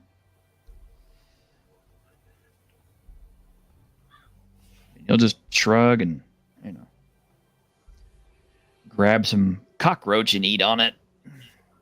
Delicious. Like Mom used to make. She didn't mean to, but it is just like she used to make. He will actually produce a bottle of whiskey, though. Pour some out for you guys if you want some. Yes. Yes. This recovered or made? Oh no, this is original. This is hundreds of years old whiskey. Pretty much.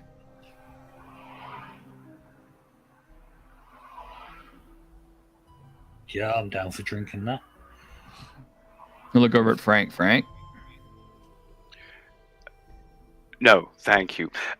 Did Frank notice that Jones was cheating? Oh, I'm sure he did. I'm sure he absolutely. I'm sure it was about as apparent as Yeah, my role was crap. It Right, was okay. obvious I was cheating. All right, fair enough. That's all right. I'm just, yeah, okay. I won't do anything about it just now, but I have a plan for restitution. Hey, I paid him something towards the guy. He did. Yeah, not its full value. You basically just ripped the guy off to his face. Well, he went along with it, so. Yeah, but then I appeared to be the honourable gentleman and pay him something. I'm sure he's used to people trying to rip him off. He just thought you were more amusing than most, I guess. Is there anything else we need out of him or the tribals? Another game of Go Johnny Go Go Go Go. Yeah, he's not down for that.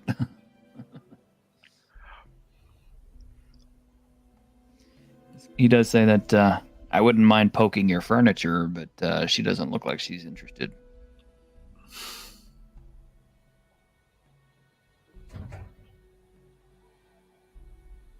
I doubt Mr. Jones would let you anyway. He's got his eye on that. Yeah, once we fix the its programming, I'm going to be making good use. Well, I mean, I can't. It got burned off. That metal god, though, they can do surgery, you say? Yeah, I wouldn't go there. Well, what are they going to do? Cut my non-existent dick off? I want them to put one back on so that I can shag a machine. Did you miss the part where they lobotomize you and stuff you full of cybernetics and basically turn you into one of their little cultists? Yeah, but maybe we can avoid the lobotomizing bit. You know, friend, you make your own way in this world. Hey, I want to get it surgically fixed so that I can fuck a machine. They've got to be up for that. All they'd have to do to his brain anyway is just program it to occasionally say, I need drugs and can I have a robot wife? And no one will notice the difference. So, And probably blurt out a few racist things every now and again. yeah.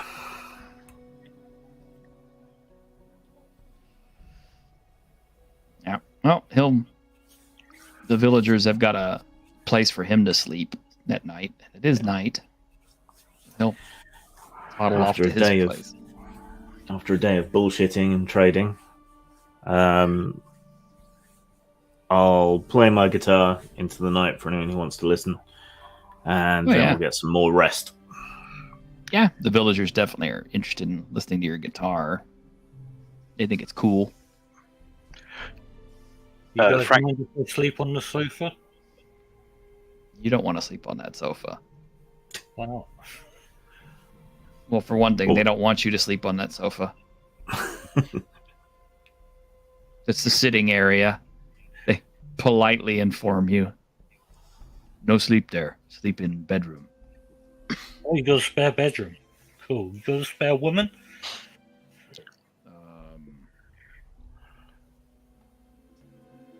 Well, somebody will negotiate you sleeping with one of their girls if you have the corium for it or the trade. How much corium?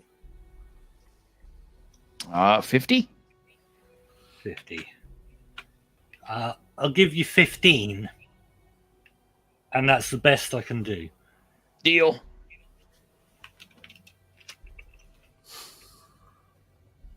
Down to 1 corium piece. I assume you want to know what you're sleeping with? Yeah. Let's see what kind of disgusting creature I've purchased today. Oh,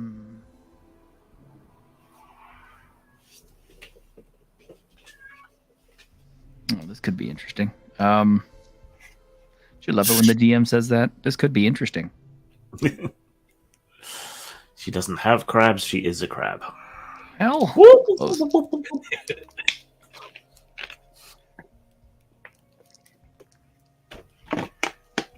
I don't even know what I'm going to do with this. Well, I mean, if you're just going straight for stats, she's actually not bad looking. I mean, got a 16, so. But yeah, her face has got scales around her eyes and mouth.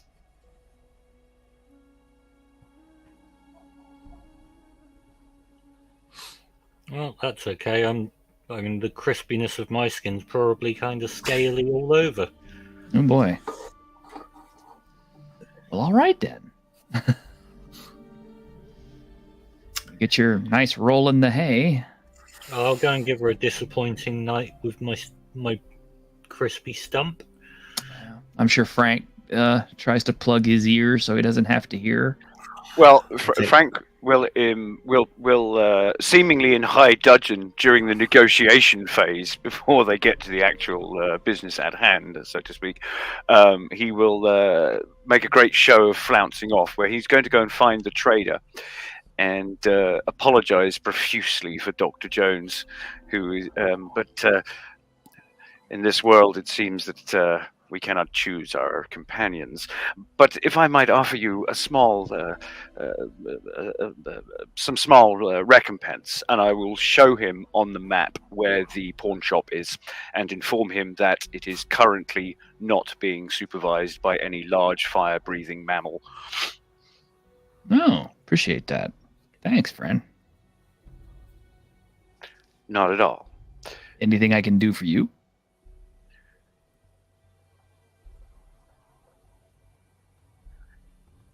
If you'd like, if you'd like, I can. He takes out his Bible. We can read together. You know, I think I've read that a few times.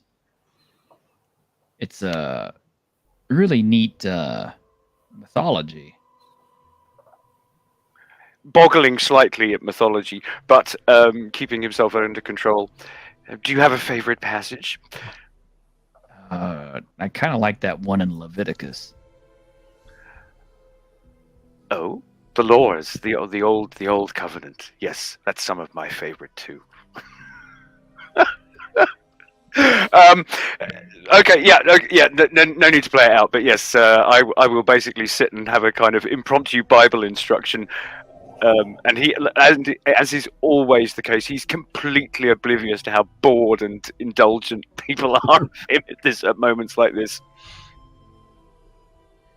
Yeah, he'll kind of recite. Let me see. The Lord said to Moses, "Say to the Israelites, a woman who becomes pregnant and gives birth to a son will be ceremonially unclean for 7 days, just as she is unclean during her monthly period. And On the eighth day, the boy is to be circumcised." And we won't do the awkward bit where it gives you a recipe for how to abort children. Yeah.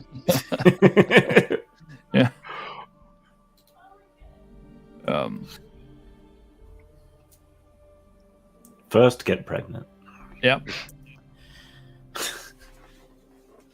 It's like a recipe for apple pie, which starts with first create a universe.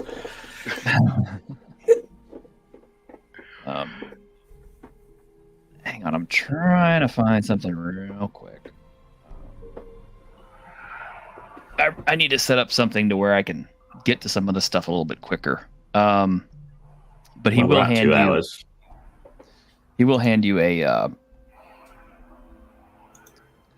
little. It looks like a little package, like a what do you call it? I want to say like a lozenge wrapper type thing of what looks like candy of some kind. He says, "Where you guys are headed, you might need some of these." What is it? HEVE candy. I'm assuming it does something more impressive than Jolly Ranchers. Yeah, stands for high energy vitamin enriched. When you eat that, it supplements your nutrition intake. So each candy cube provides for one full meal. And how many are in the packet?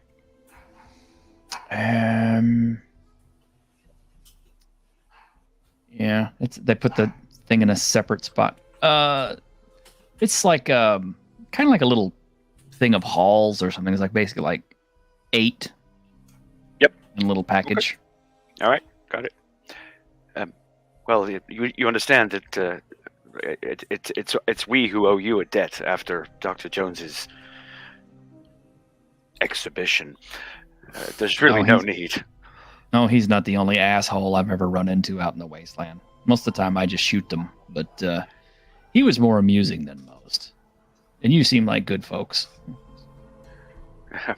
Well, between the two of us, Dr. Jones and I make perhaps one average human being.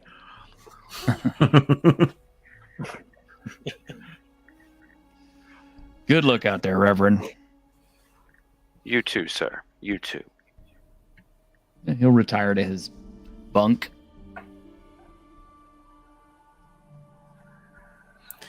I'm going to make sure I stay in a house as far away from the noises coming from Dr. Jones's bedroom as possible.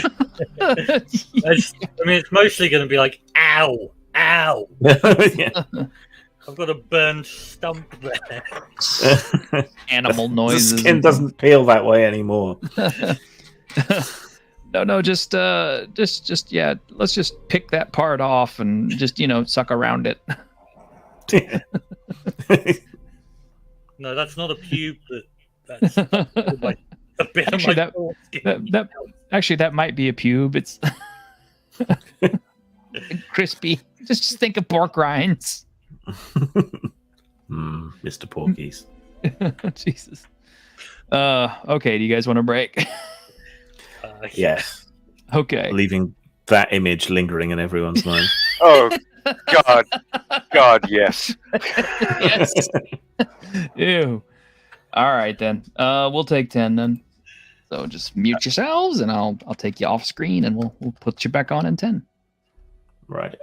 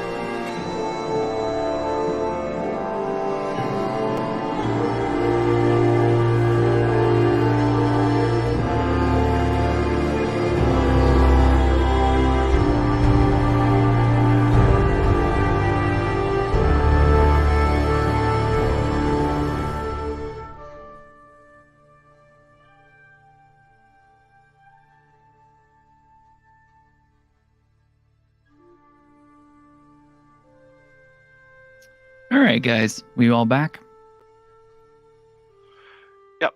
For a dreadful second there, I thought that Dr. Jones's camera was showing a severed human hand. I thought it was I was hoping I could do a bit of shameless self-promotion, if that's all right. Sure. I'm going to drop a link in the chat to these fantastic pouches that you can buy from experts at the craft table, which is me. You'll have to drop it in private chat, I think. Yeah, it's probably going to get... Oh, no. Let's see. Is it coming up on the regular chat? I don't know if because it's a link, it's probably going to get... It looks like it did. Yeah, so these are great, right? These hold a fucking shitload of dice. I made Yeah, they these do. for medieval reenactors, but it holds about twice that many dice. You know, when I used to be in the Society for Creative Anachronism, the guy who built all of our armor, if we didn't build it ourselves, which I did mine, but if you wanted a suit professionally made, the guy who did it for us was a saddle maker by trade. Yeah, you've got to have qualifications for that here, which I don't have the time or income legally sell it. Is that right? Which is annoying. I'd have to do I think, 3-year apprenticeship where I'm basically getting paid fuck all. Come move to Texas. You'll have work forever. I mean, because we still ride horses and shit here. So yeah, saddle makers and boot makers are always a trade that you can use. Even leather goods are. I mostly sell stuff to Americans. There's free international shipping, and these are £20, which nice for a proper vegetable tanned leather pouch that makes it look like you've stolen someone's money pouch on Skyrim. It's kind of. I'm back, by the way. Oh, good. Anyway, that's my shameless self-promotion over. Back to the game. All right. Appreciate it. Hey, we support our friends when we can. Then T-shirt, send me your address. I'll send you one of these. Huh?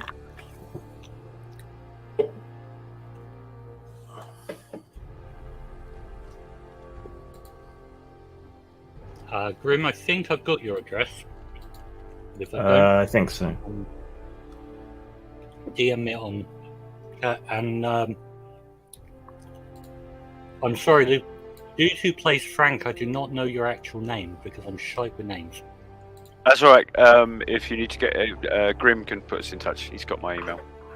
Yeah. Cool. Well, if you would like one of these dice pouches, pass me your address via Grim and I'll send you one.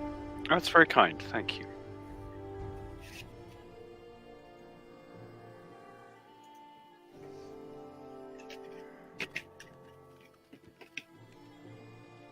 You can never have too much dice storage. No, this is true. I have too many dice and not enough storage.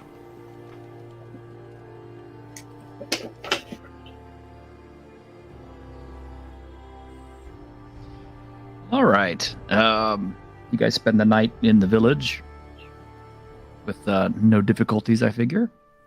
Can you turn the music down just a bit? Grim and the damn music thing. Okay. Sorry, I have trouble hearing. There we go. Is that better? That's much better. Okay. I usually try to keep it down, but I do like it in the background. It just kind of adds to the overall thing. Plus, it kind of gives me a cadence to work with. The other thing you can do if you have an audio program is you can use the mixer to create a trough where speaking tones normally are. Mm-hmm. And then that creates a gap so you can understand and hear each other better while still having the music at a reasonable volume. It's an idea. Little trick. I'll have to learn that one. It would be, for the money you pay for StreamYard, it would be kind of nice if they had a way for it to auto fade it down, but Yeah. more things to go wrong. Yeah, I suppose so. Anyway, all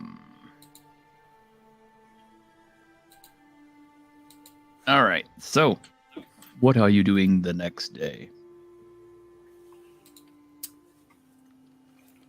Well, we do still need to get back to the stockade village to let them know about the dead thingamajiggy. The dead Dr. Jones. That too. The dead and risen Dr. Jones. What's the bottom left pick? You mean you talking about Dr. Jones? Yeah, that's Dr. Jones. He was burned to a crisp by a mutagon and healed just in time with a stim pack, so now looks like this. Healed really needs to have scare quotes around it, I think. Yeah. Well, the stim pack will promote all kinds of growth, cellular growth and stuff too. It's just, yeah, until you manage to pick all the dead skin and everything off. Yeah, you're kind of a crispy critter. I'm quite happy staying looking like this. Wasn't the burned man in Fallout New Vegas? Yeah, Joshua Yeah. Graham. Very popular character. Very, very popular character. I did not realize how popular until I actually started getting into some research on it, and geez. The voice actor, I think, lent so much gravitas to that role that he inexplicably created something that was much bigger than himself. Because if you get up on YouTube, you can actually search for Joshua Graham reading Bible passages. Because basically what they did is they took his voice and they put it through an AI and they literally get him to read, sections of the Bible. So I've had Joshua Graham read me the entire Exodus and other stuff. Really cool. So this is like the difference between if Frank got hold of AI and if I got hold of AI, he'd be reading. Maybe we should have gotten Frank burnt to a crisp so he could have been the burn man. But I'm sure there's something, equally flamboyant in my more or less immediate future. So,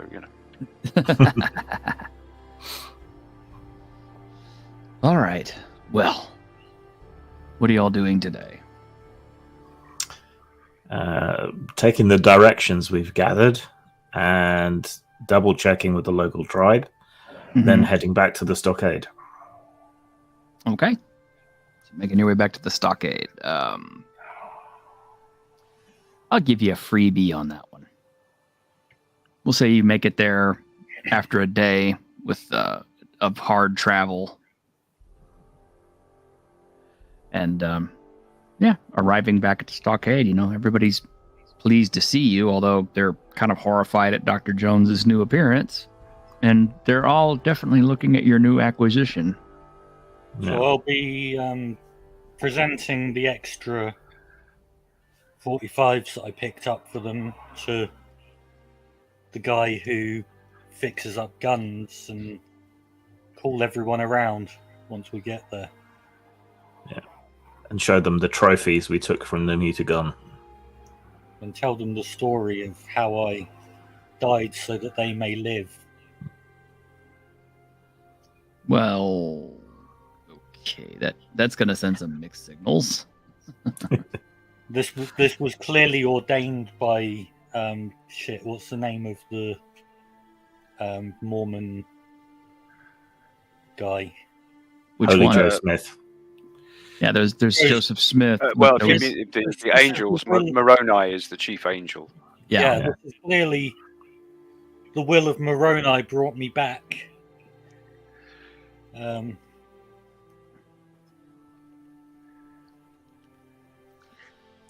I'm going to get... I've suffered horrifically and died, but now I've returned and bringing these holy relics to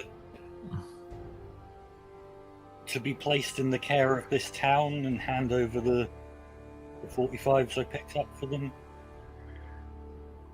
It's a sign that that I found these immediately after the sacrifice I made. Yeah, we're I'm probably gonna get in trouble with the actual Mormons at some point. Yeah, and You see, if you were really brave, you'd go with Scientology. oh no, I don't believe in fake religion. Well, the Mormons, they're just, they're like any others. It's the Scientologists who will bother coming after you. I haven't paid the Scientologists enough to understand about their religion. Well, by the way, the founders were Joseph Smith and then later on Brigham Young. So okay. But we'll just we can have a quick public service announcement about Xenu and the history of the atomic bombs and the volcanoes and all the rest of it. And according to Scientology, we've just put everybody's lives at risk. Oh my gosh. Well, I've heard if you want to get ahead in Hollywood, you have to join the Church of Scientology. So. That used to be the case. It's not quite so much anymore. Tom Cruise, I guess, is a definite believer then. Yeah. They keep him sweet.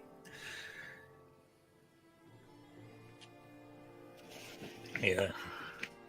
So I'm going to try and persuade these people that I am their new Messiah.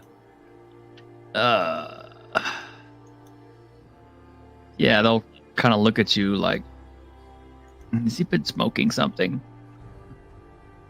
I mean, look at me. He's been smoking. Crispy as fuck. Like, I've clearly been killed and risen. This is incontrovertible proof of the divine will of Moroni to bring me back and to return these relics to your town that is most devout in their following of the true religion. And I'll look at Frank. Frank is actually, weirdly enough, Frank's reaction to this is a kind of pleased with himself smirk. See, in Frank's mind, you've just continued the long tradition of psychology and science of turning yourself into God. Okay, cool.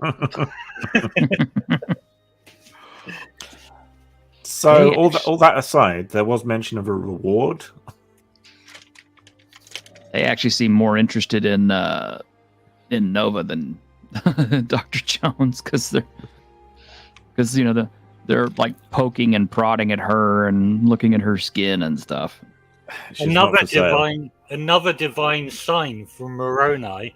We left on a quest for a robot wife. We returned with a robot wife. We've been gone merely 3 days. Not time to reach our final destination, and yet we have our robot wife. We have these holy relics. We have killed the beast, which... Brother Jones, but before you provoke these simple folk into an act of deicide, can I get my reward first? Yeah, I was about to say, it's like, yeah, Dr. Jones keeps talking and the GM can't talk. Sorry. I'm just trying to preach my...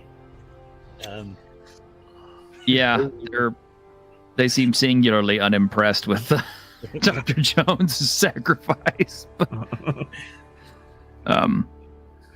Bordering on a few of them are definitely muttering about killing him, but yeah, well, he only sacrificed himself for 1 day. 3 times less than Jesus. Yeah, the chief will come to you and say, well, what do you wish? I mean, we don't have much because of the mutagon, but well, I am glad to have helped you, but we have a long journey ahead of us, so anything more you can offer other than what we traded for before would be helpful. We can give you water, we can give you supplies, food. Do you need more ammunition for the holy weapons? more holy ammunition would be useful in my holy crusade. And can you please tell him to stop calling it a holy crusade? He's just mad. Okay, just ignore him. He's touched in the head. Why does nobody believe that this was a holy act? I mean, there's incontrovertible evidence here. I think, Doctor, that they might have been more impressed if you'd come back without being burned. And then how would they know that I had sacrificed myself? I could just tell them I had sacrificed myself. Imagine how that works.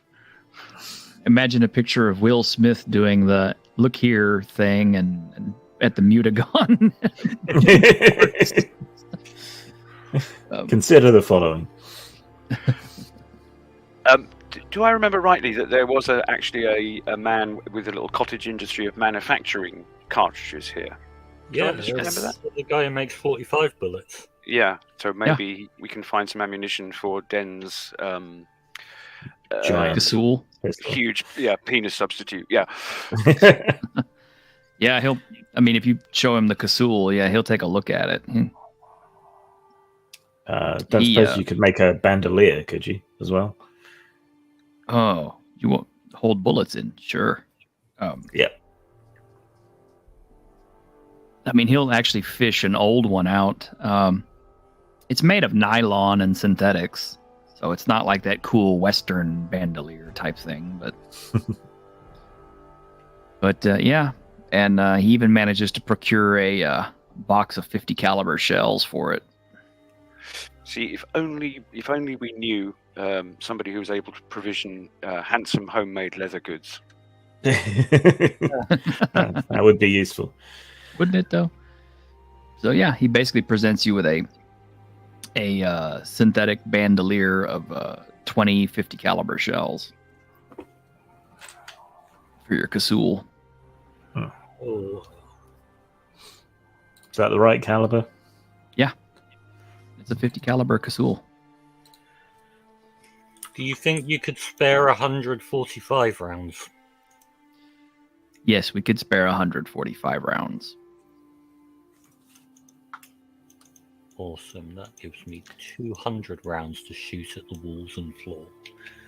Well, that sounds like about as much as it's reasonable to steal from these people. Yeah, they'll definitely provision you and water, give you more water. So Awesome. I remember that, Frank, what was the story of the person who doubted Jesus? Thomas. Yes. Yeah. Yeah, perhaps, Frank, you could tell them the story of Thomas. I would think Shadrach in the furnace would be a better, more applicable story.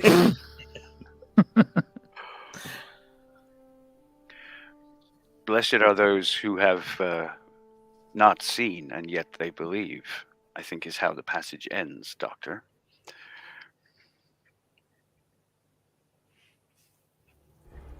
Are those that we'll come across in future who already believe in the resurrection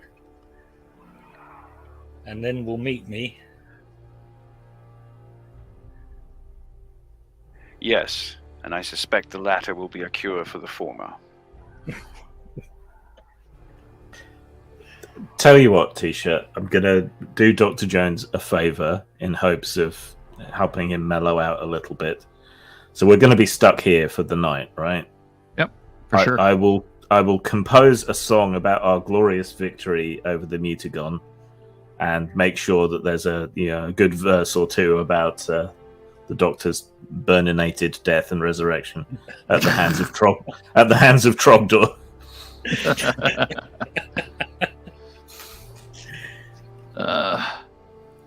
If I did not fear being copyright claimed, I might actually play that.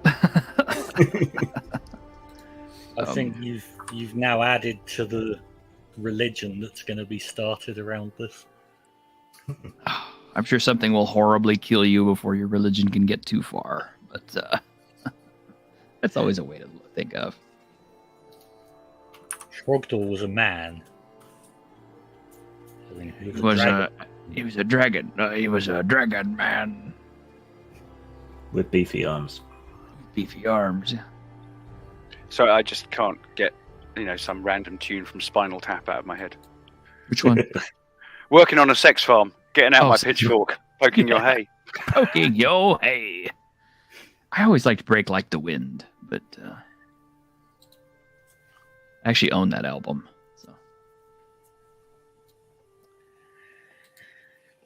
Well, so definitely, you guys spend a lovely evening back in the village. They've gotten that wall repaired, by the way. They're definitely, willing to let you guys sleep with the sister wives, as it were. Oh, they've got my wives there, haven't they? Yes. If they didn't leave. They didn't. I need to sleep with all of my wives. There you go, then. And they can all have an unsatisfying night of stun. God. Frank, I imagine you're not going to partake?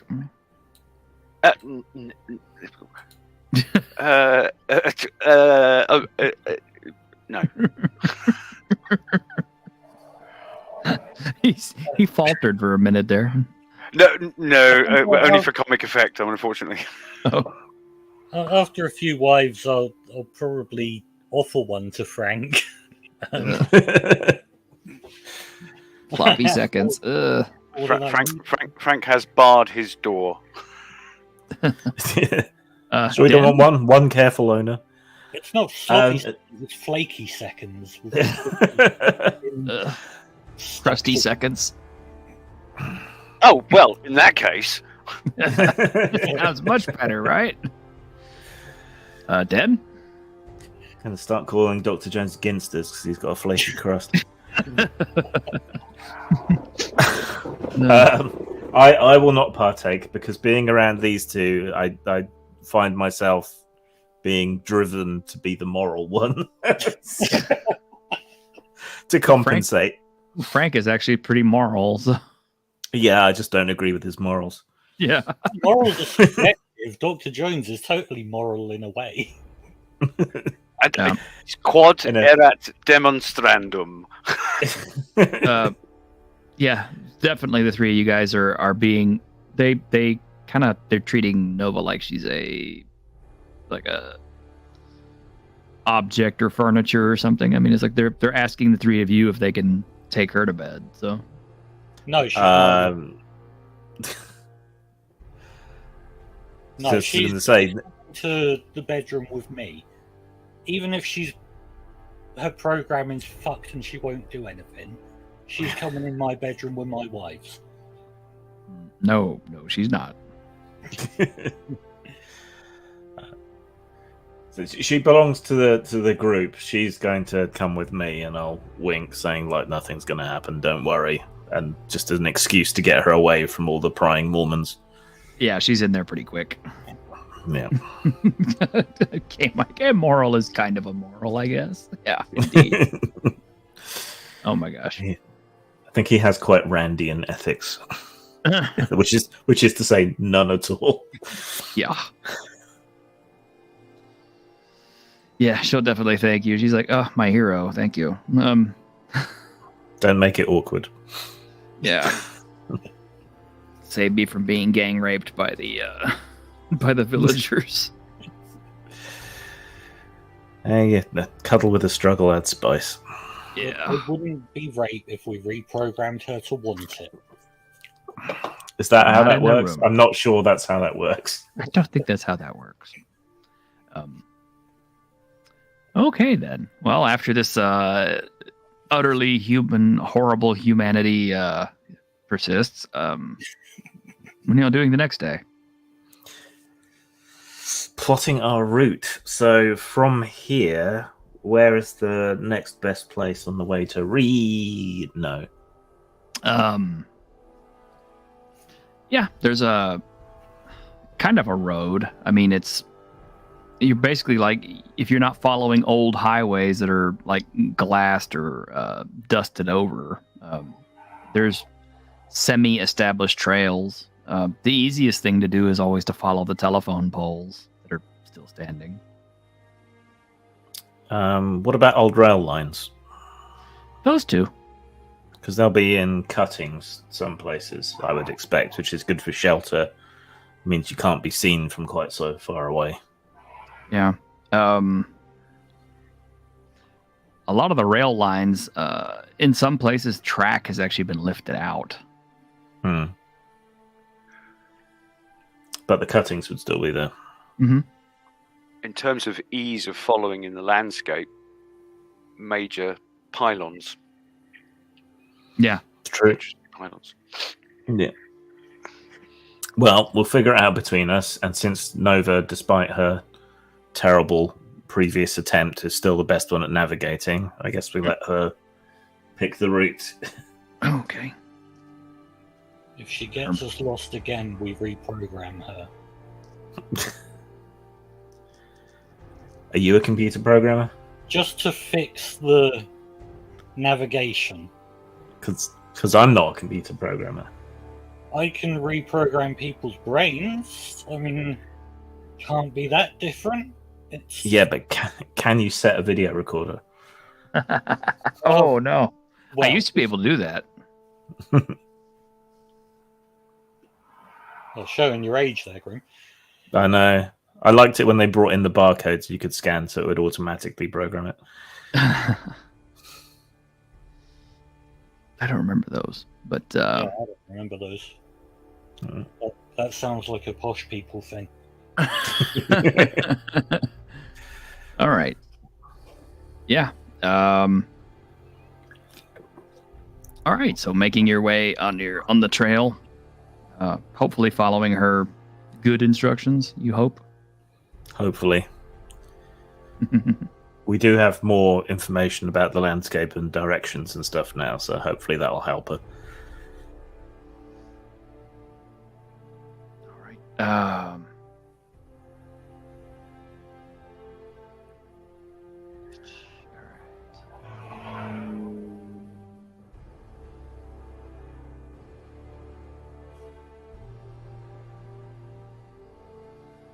I literally need to pull out a map of the area.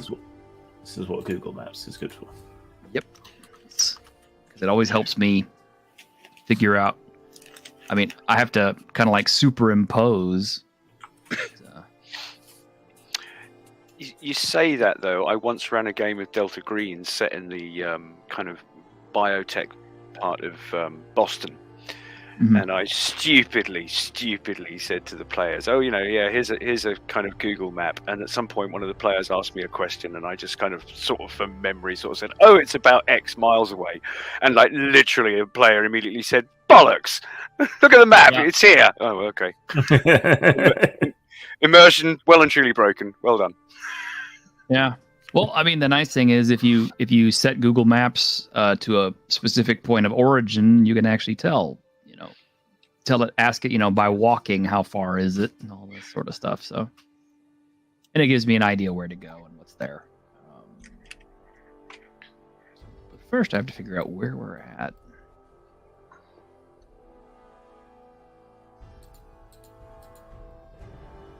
I was trying to remember the name of that small town we first stopped at, because that was based on somewhere real. Yeah, it was. But we'll just figure out our new location from here.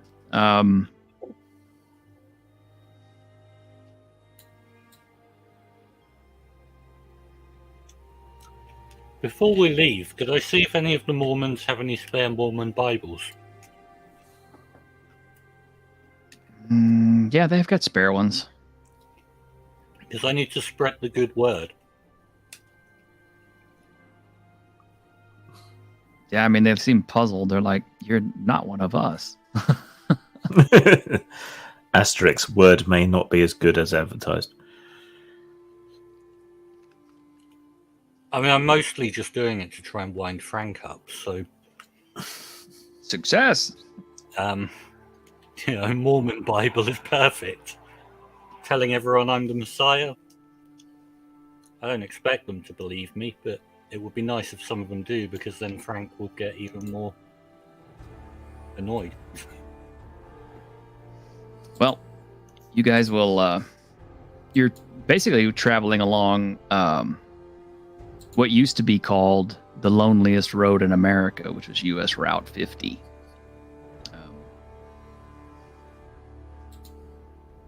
And as you cross through the desert, you can see here and there out in the distances ranches and private properties along the road. The biggest place you come to is an old sign that says Middlegate. What's left of the place is, it's barely a hamlet. It's a tiny, tiny little place.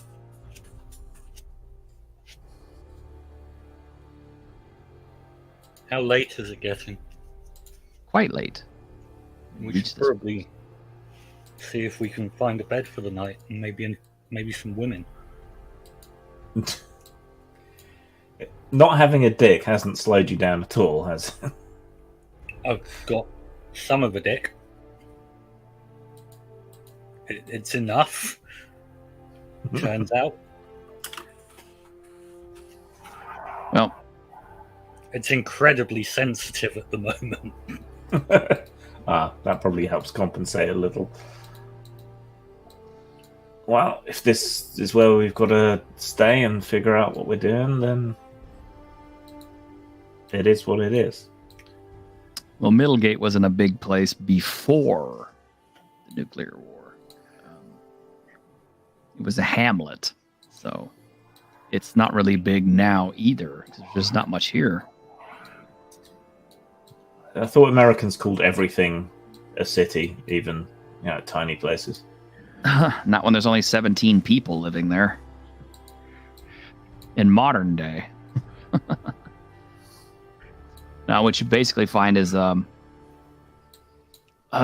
few people living out of a what used to be an eatery. The sign which says Middlegate Station. Walking inside, it's a lot of wood construction and stuff, and it's set up like an old-timey diner / bar. There's lots of crap that festoons the walls. Old bar stools that the chrome is rusted out on. The most notable thing in there is an ancient jukebox.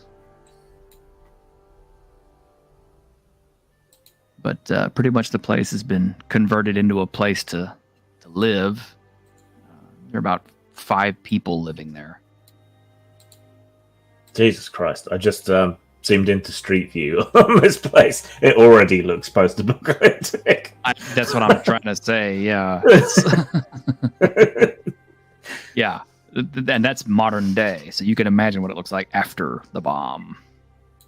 Yeah. God, this is worse than Leeds. Welcome to America. That jukebox, does it have anything I'd recognise on it? Considering how old this place is before, that kind of depends. I mean, are you a big fan of Conway Twitty or? I'm gonna say no. Is there any Johnny Cash? Oh, there's always Johnny Cash. There's always Johnny Cash. Can I attempt to do like the Fonz thing where you like bang it to get it to work? Because I'm assuming it won't work. I wonder if a tech roll could be made to Fonz it just to see. You know what? I'll give you a chance. I mean, you know what? Just it's so unlikely. I'm but a crit is a crit. Where's that? DCC 100,000 face dice when you need it, eh? Exactly. Yeah. Oh. So what am I rolling for this? Because I do not have any tech skills. Then you're rolling 2d6 with a minus. Cool. I got 8, and then minus whatever. Yeah, you have a minus. The intelligence bonus for it. I'll give you an intelligence bonus if you have any. 13 intelligence, which I think is a +1. Yeah. which your -1 takes that away. So, No, So I got 13's plus 0 in this system. oh, is it okay. plus 0? Okay. So Oh. with the -1, I got 7. Yeah, with the -1, you got a 7. If only you had a power source, you could probably get this thing working again.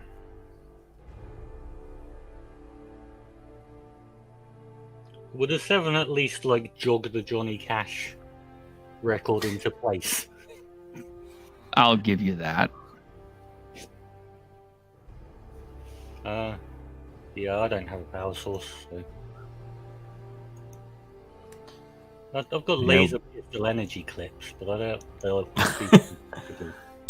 Maybe if you shoot it in the power socket, it'll work. Yeah, the five mutants who live here are kind of looking you all over, like staying here. Unless you know somewhere better.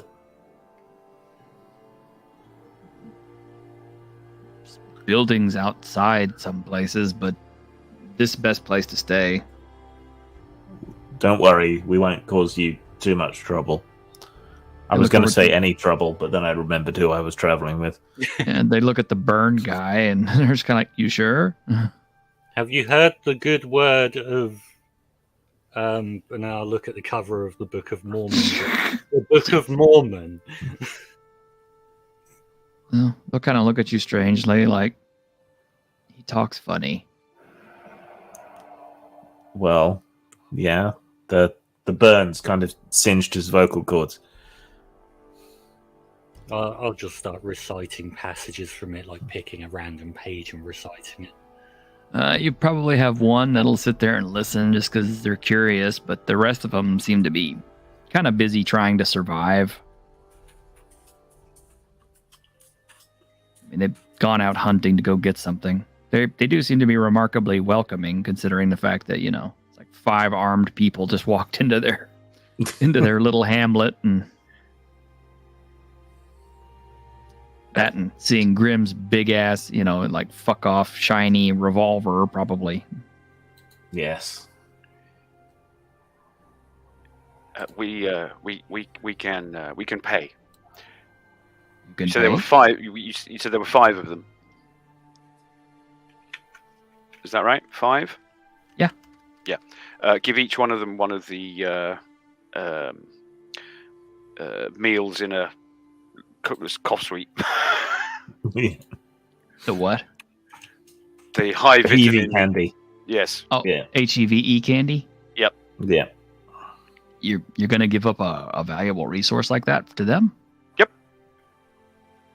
Okay. 1 each. So I've got 3 left. Well, that's definitely going to help them think that we're good guys with my preaching.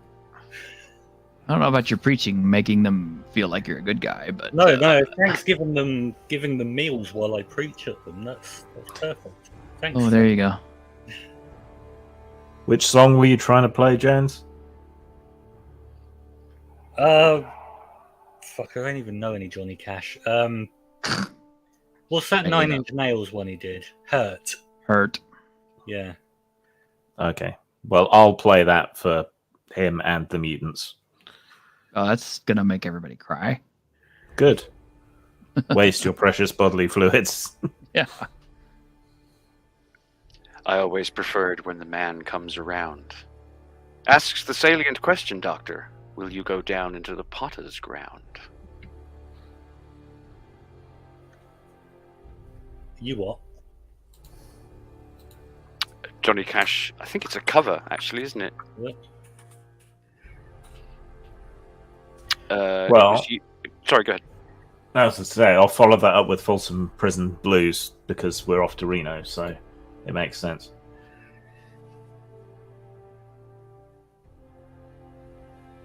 Well, as you sing your songs and everything, you'll hear the front door will crash open kind of rudely as a group walks in, their heavy boots.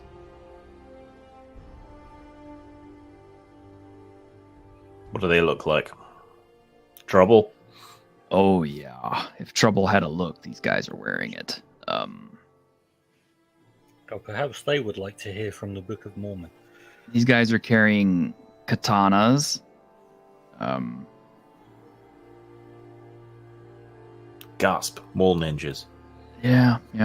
Well, they do kind of remind you of mall ninjas in a way because they wear masks and things. They wear armor. They also carry some pretty high-powered little submachine guns and things, but they wear leather armor. They wear masks. They have a little symbol on their emblazoned on their stuff. The first one that walks in, he'll just kind of look around. Fallen is Babylon the Great. She has become a haunt for demons. She is a cage for every unclean spirit. Cage for every unclean bird. Cage for every unclean and disgusting beast. These, the mutants who are already living here are literally cowering in fear behind the bar. The symbol that these guys all seem to wear is the Egyptian Ankh, but it's flipped upside down.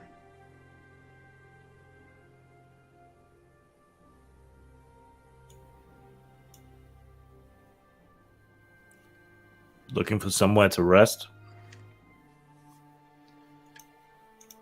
Come to see who was here. Ain't And I nobody will- here but us chickens. Sorry, go on. I will tell you of the wrestle which I had before God, before I received the remission of my sins. Behold, I went to hunt beasts in the forests, and the words which I had often heard my father speak concerning eternal life and the joy of the saints sunk deep into my heart. Join us, hear the good word of the Book of Mormon. I would rather hear the word in my gun and the screams that grow silent afterward. Can I just shoot him at this point? This is... You absolutely may, because I believe this is going to be pretty much a one-sided encounter as it is. Do I need to roll initiative? Or can I just roll to blow his brains out? You are the players. You get to go first. Cool. Well, it's D20 for fighting, isn't it? Uh-huh. Yeah, well, I rolled a 9. Dual wielding. First one, 9. First one's going to miss because he's wearing armor. Second one is an even lower roll. So I shoot the door twice. Fuck you, Great. door. Fuck you, door. That's what you get for letting people in. Uh-huh. What are the rest of y'all gonna do?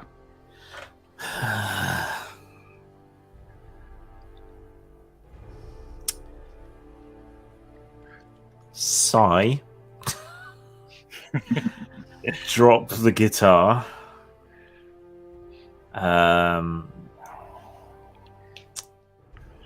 Pull the kazoo.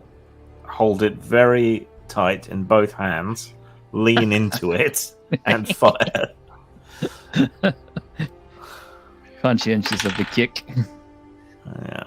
So that's not a very good roll though. 10. You rolled a 10. Yeah. I got a 10. Okay, let me see what they're... Yeah, flat-footed even. Yeah, you can't hit him, so... It's too much gun for you, Harley. Yep.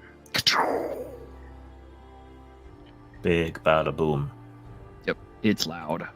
It might scare them though. They definitely got their notice.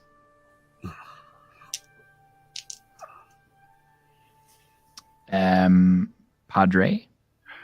While Dr. Jones was so successfully proselytizing, Frank has been sort of cautiously. You said the natives had taken cover, presumably behind the sort of counter type thing that's the remnant of this place, right? Yes. So while there's back and forth between Jones and these people, Frank is kind of sidling behind the bar. So as soon as the gun comes out, he just ducks behind there and fumbles for his weapon. And if I've got enough action economy, stands up and just blazes away in their general direction. Yeah, you do. I will let you do that. Go ahead. All right. So that is 10 attack bonus plus 1, but so 11. I don't think there's no relevant stat here, is there, other than Dex, which I'm a 0 at. So 11. 11. Yes, you will hit. And Beretta is D8, 9 mil. D6. Yes. D6. Or is it Thank you. D6? Yeah. Yeah. Okay, 6 on a D6 then, for damage. Okay. You got 6 on a D6? I did. Oh, wow. That's 2 damage. Yeah, you will definitely put a hole in one of them. He looks unamused. Well, I mean, I don't see the result because I'm hiding behind the counter and just firing blindly over the top of it.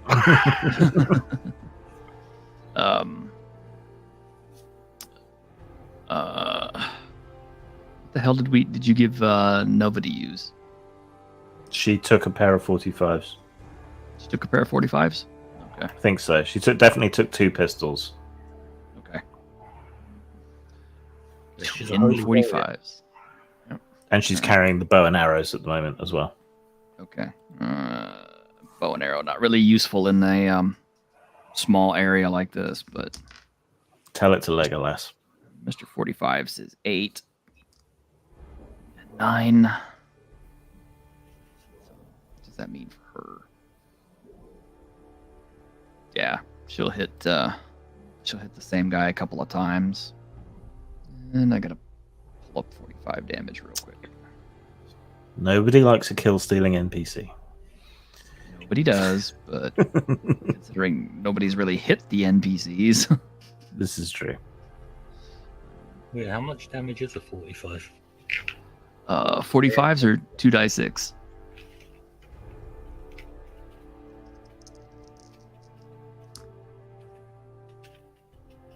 So she got a 9. And she got a 10. So that translates to... Yeah, it translates to 4 and 2. Yeah, she'll literally blow, big giant holes in one of them and kill them, which is good. So one of them is down. She didn't shoot the same one you guys shot already, so she didn't actually steal a kill. Steal kill. Kill steal. Words are hard. Okay. I guess it's their turn. Yes. Yes. Okay. Well, there are 4 of them. Well, there were 4 of them. There's 3 of them now. And aside from katanas, they're also armed with FN Herstall P90s, which is a submachine gun. Which is, those things are bad news. We're fucked. So let's see. She's definitely their first target because, well, she killed one of them.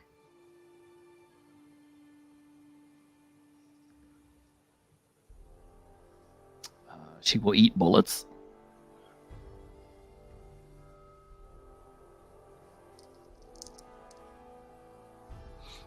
For dinner. Unfortunately, yes.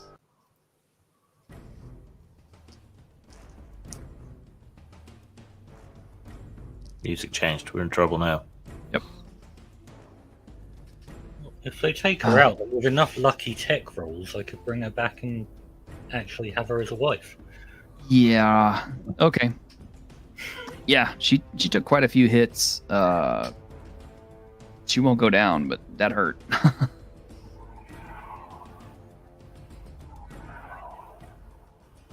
Yeah, she's kind of like, can't keep this up for too much.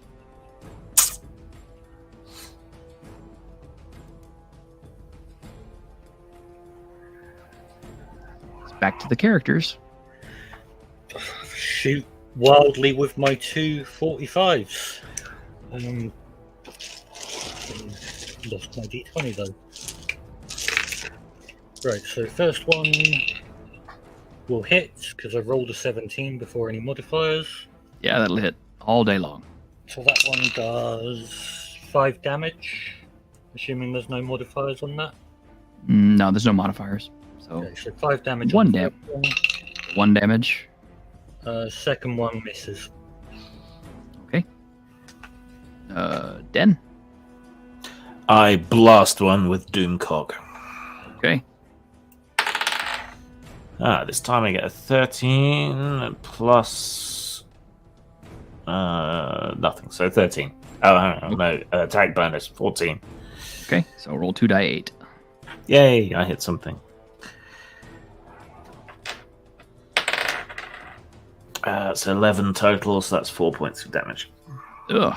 All right, between you and Dr. Jones and Frank getting that one lucky hit last round, yeah, one of them will go down.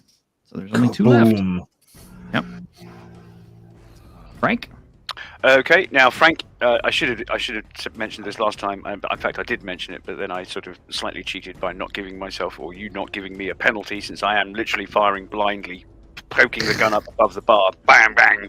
So whatever penalty you think is appropriate for not looking at a target. The game's hard enough without me penalizing you. Well, you say that, but I just rolled a 16. So what I'll do is I'll ignore my attack bonus. How's that? So 16 flat. No, I'll worry about penalties. You just tell me the numbers. 16 plus 1, 17. Okay. Roll damage, please. D6, wasn't it? Oh, there you go. You see, the bell curve works out. 1 this round. Yeah, your shot manages to hit the leather armor of one of these guys, and it bounces off of a hard metal stud. It kind of makes him wince a little bit, but it doesn't actually do any damage. The 2 remaining guys will open up and select targets. Pretty much, well, Frank is kind of like not in the targeting, so it's between Jones, Grim, and Nova. So Nova gets one of them. And wow, they really consider her to be a bigger threat for some reason. They just can't take their eyes off her chest, so they end up Gotta be what shooting it at her. is. Yeah. That 4 is going to miss all day long. That 6 will not hit either. So she goes unscathed this round. Oh, she didn't fire last round. She gets to shoot back. And also missing, so it works. And never mind. It's back to the players. I'll keep blasting with my 45s. Keep blasting. That's a miss. And natural 20. Do we have crits in this? Yeah. Does an automatic 4 damage. Cool. So what was your first roll? First roll was 3 without modifiers. Second one was 20. Okay, yeah, you'll put a big hole in one of these guys. Grim? Pace forward towards one of them, work back the hammer on this enormous single action revolver, and shoot him again. Doomcock. Boom. Oh. 12. Yes, you will hit. Okay. Damage. Are you alright? Just swallowed the... You're not supposed to aspirate liquids. Just, No.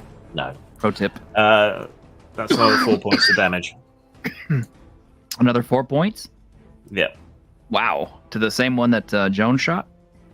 Whichever one I'm shooting at. Well, there's 2 of them left, so I didn't know if you guys were focusing fire or... Just whichever one's closest to me is the one I was firing at. So That's probably the same one Jones is firing at. Yeah, your 50 caliber will reduce a lot of his chest into a formless, disintegrated mass as it flies out the back of his spine and splatters across the roadway. I mean, he looks kind of surprised and then crumples. Last one, Frank. 19 in total for 4 damage. Oh, sweet. Thank you. That's 4 unmodified. Yes, indeed. Okay. So it's 1 damage. Nova gets her 2 shots. Yes, hit once. Hit twice. Ooh, good. 2d6 is not 2d8. So she will hit for 1. 2.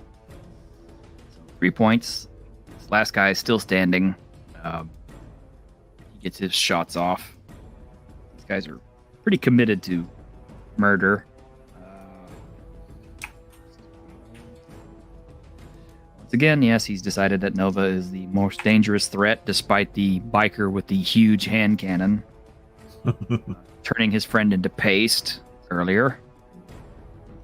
In response to Wonky Man in the chat, we're level 2 at the moment. The damage is converted in some way, so if we roll 4, it's 1 damage. Yeah, it's a damage conversion system, Wonky Man. Yeah, he will hit her for 1 damage, and she's not looking great. Back to the party's turn. I expect you guys to finish it this round. Yeah, each point of damage is equivalent to a hit dice in old school systems. So yeah, the damage is actually subtracted from the opponent's hit dice, Wonky Man. So like, if you had like a 2 hit dice orc, he could only pretty much take 2 damage, and then he would die. So this is an effort to keep the combat shorter. I've missed with both my shots. Okay, Grim. I bellow Doomcock again and fire. But I only get a 5, so I miss. Yeah, part of the ceiling collapses where you hit it. Frank? Frank, firing blind, his stray shot hits one of the already dead men square between the eyes. Did you roll a 1? I rolled a 2. Oh, okay. Wow. At least he won't come back as a zombie. Yeah. Nova appears to... Played for. Nova hit once. For 1 point of damage. Wow. This guy's actually managed to survive another round.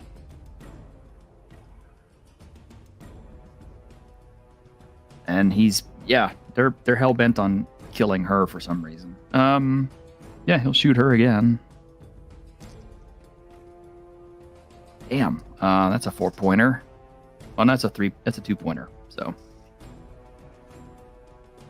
yeah, she's definitely looking worse for wear. Back to the party. Can I put myself between him and the robot If you wish. and shoot him? Okay.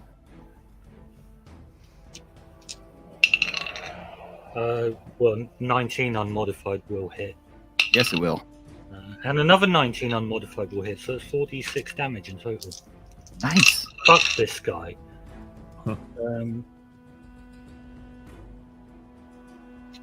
Fuck, I will do this on 14 points of damage.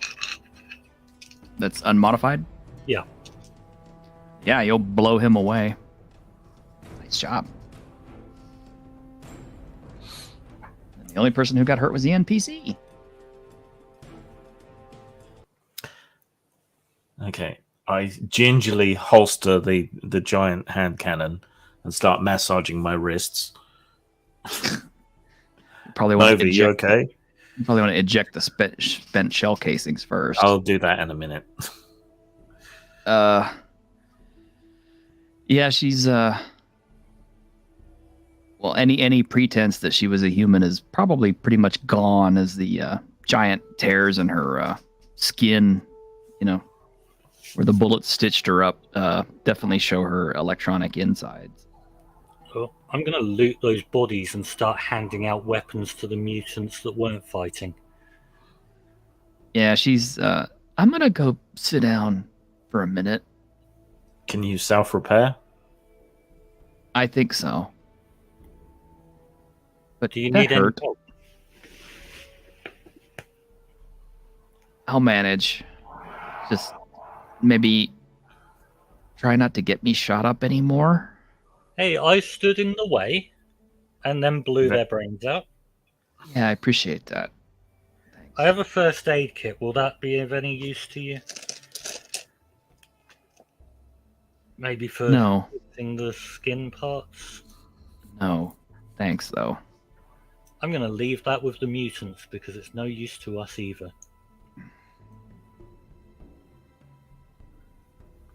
Who are these guys? Yeah, do any of them want a first aid kit and whatever guns these dickheads who attacked us were carrying? So I'm assuming they've got hardly any ammo left. I got two questions here. What's being asked and who? Asking the mutants who these fuckers are. Bad people. Come from Okay. far away. Can you be a bit more specific? Usually live in the south, but What? How far south? way south. Mountains of misery. Like cartel. Disneyland? Probably Colorado.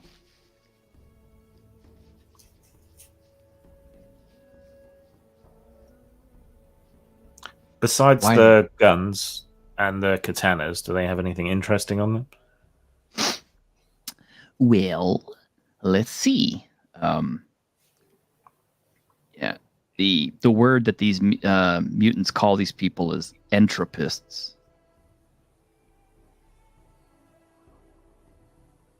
Well, for one thing, all these guys have canned food exclusively. There's no fresh meat or anything on any of these guys, or jerky or anything. It's all canned, sealed foods. Sounds good. How many days worth? Let's see. Was there 4 of them? Between the 4 of them, there's about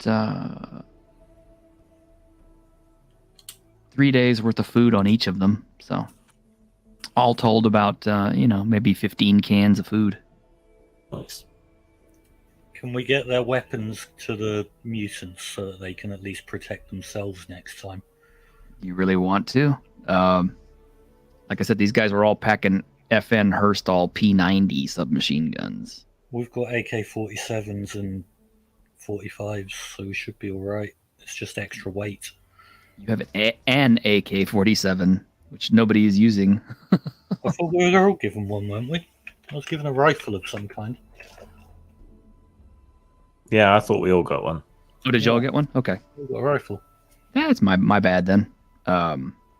There's no point in carrying too many guns. If we've got enough ammo for the ones that we have, just hand out. Well, the P90 does use a different kind of ammo. It uses 5.56. It's also a submachine gun, so it's a lot smaller. How much ammo do they have? Because if it's more than 60 rounds each, then Each of them is carrying 2 boxes, so that's 40 rounds per person. So 4 times 40 is 160. So they have 160 rounds of 5.56 ammo plus what's in the guns. Thought it was 5.7 or something in the P90. Yeah, but it's modified. Okay. Yeah, in actuality, yeah, P90s use a weird caseless ammunition, I think. So yeah. Well, I've got no use for that. I've got enough ammunition for my AK and my 45s, so like I'm of the opinion that we should help these people defend themselves. well, they're grateful for the weapons. How?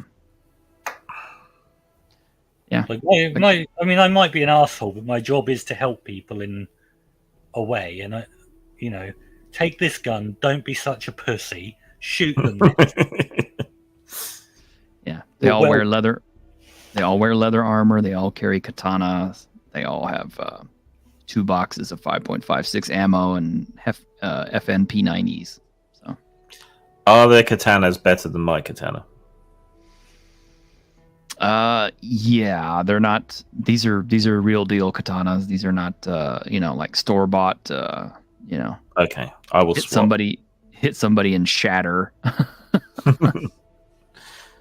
Yeah, I'll swap then. Nova will kind of, as she's sitting there, she's motion. Can you hand me one of those too? Whoosh, throw it over. Handle Right. first. You're Can gonna, I take their heads off with one of them yeah. and find some way of displaying them at the entrance to this little township? I think you could probably find something to stick them on. By Great the way, Lemmy's ghost. Why would you do that? while you're Make sure that people know not to fuck with the people here. It's a warning sign. while you're busy staking out the heads, you do see that parked not so far away are 4 dirt bikes that they must have rode up on. Well, those are ours now. Blag. One thing that's kind of curious about these guys is that they're shaved completely bald.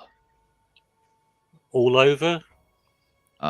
Well, as much as they can be, yeah.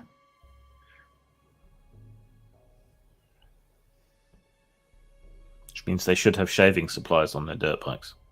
They do. An interesting thing too is their dirt bikes have lots of strange, whimsical almost things on there, curios and things. Like, why would you put gold chrome piping on a dirt bike? But one of them's got that, and they're painting everything else. Their dirt bikes, by the way, have these great big Japanese style flags, like the, oh god, I forgot what you call them. The big Oriental type banners. Yeah. Yeah. That depict gruesome scenes and proclaim biblical sayings about the end of times.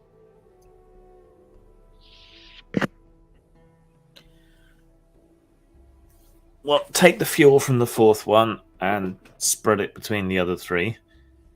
I'm going to strip my bike of all its useless shit. You'd almost have to get rid of the bike itself, but Well, I mean, there's so much crap that's bolted to it. I mean, one of them has a bobblehead, sitting on the front of it. is it a load-bearing bobblehead? That one. No, it's not a load-bearing bobblehead. But that's my bike.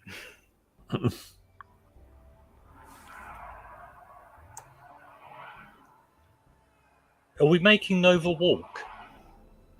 If we're emptying the fuel out of one of the bikes. Well, I thought you'd want her to, ride behind you and hold you onto your waist. No, good point. Let's not drain the fuel from the 4th one. Yeah, they do. course, These now. bikes do have saddlebags, so they do have a little bit of fuel and water in them. So Of course, we're going to have to worry about fuel now. We just use these as far as they take us and then carry on walking.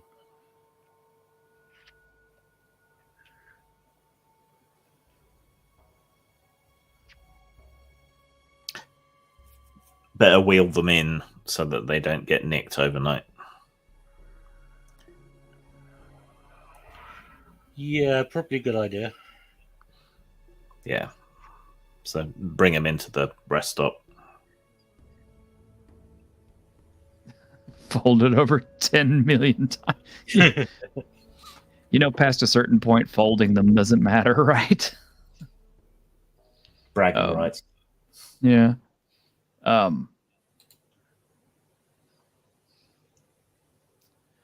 Frank, what are you doing about all this? I mean, you're just standing back and watching the... No, he's going to... I take it that this is more or less still a sort of sandy environment, isn't it? so it's not a massive job of work to dig a shallow pit a few dozen meters away from this place to bury these people. Yeah. I mean, it's, it's sand, or at least that red earth type stuff. Yep. So you read my mind. so I will ask for volunteers from the natives if they wish to help, but I'm not going to press gang them. So if they don't want to do it, I will do it myself. Well, they're grateful to you and a little bit afraid, since you did manage to kill these guys. They can't stop looking at Nova even more now, with her torn up as she looks. So they'll definitely go outside with you and help you dig. Mm-hmm. I'm just going to stand over, watching Frank and these mutants burying the headless corpses. Enjoying watching Frank do some work. And I'm sure they don't need telling, but Frank will just gently suggest that if there are migratory bands of sociopathic murder hobos wandering the land on the back of motorbikes, maybe take the heads of their brethren down once we've gone. They'll nod. Leave them up. It's a scare tactic. They won't fuck with you if you're just adding to the amount of heads in front of your town. More heads are there, the less people will fuck with you. Take more heads. These people disagree with you strongly. They'll tell you that closest.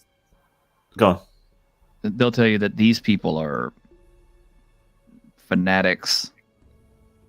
You just don't have enough of their heads on spikes yet.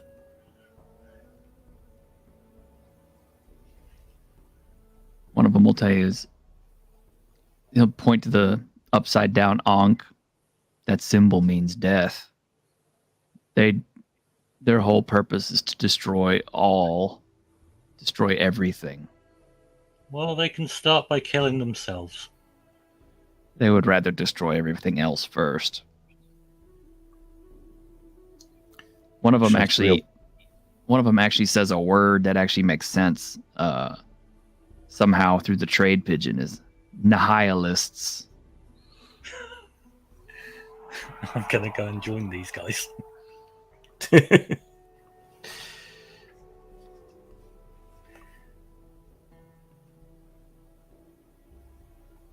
As the closest thing to a mechanic we have, I am going to look over these bikes, make sure they're all in running order. And oh yeah, they're well taken care of. This is their primary form of transportation, so yeah, they take care of these as best as they can. As someone who's never ridden a motorbike, how hard is it to ride a motorbike when you've never ridden a motorbike?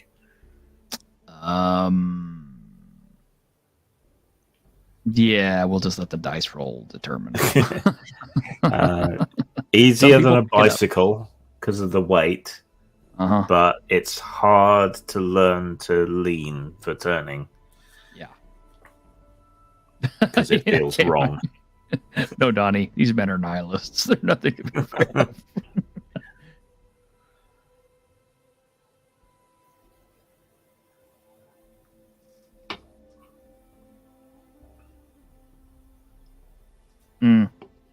Wonky man. No, they're not Harleys. They're not Harleys. They're dirt bikes. So they're like like Yamahas or Suzuki's or something. But they're dirt bikes, made for cross terrain travel. Harleys don't do so good in rough terrain or corners. Yeah.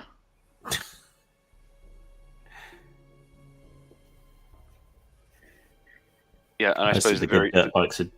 Sorry, go on. No, go ahead. I was going to say most of the good dirt bikes are Japanese, aren't they?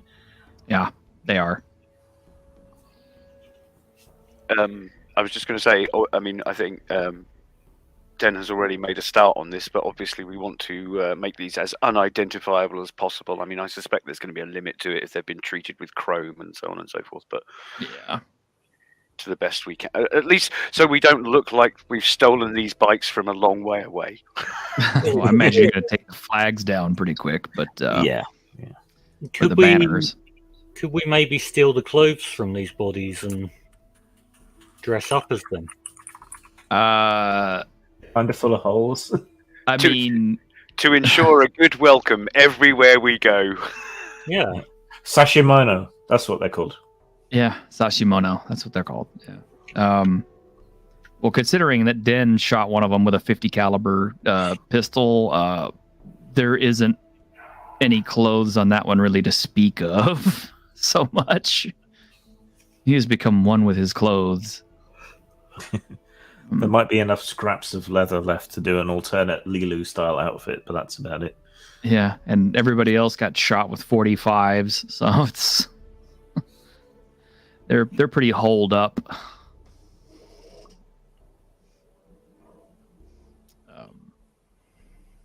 Yeah, you could kind of camouflage these things up a little bit more, by taking off a lot of the crap and the sashimonos and Rub some Yeah. dirt onto them. So they have Yeah. toolkits with them for maintenance. yeah, they've got little toolkits with them and stuff like that. So Yeah, I'll take that over to Nova and after I'm finished in case she can use the tools to repair herself a little bit better. domo arigato, she says. And Mr. Roboto. what? Domo arigato, Mr. Roboto. Haha. Well, leave her the toolkit and stroll off humming Yep. I'm turning Japanese. Apparently, I was already carrying tools. Good to know. Yeah. Important piece of psychologist kit, that. Yeah. Does anyone want these? Sure. Cool. You can have them on your character sheet. Awesome.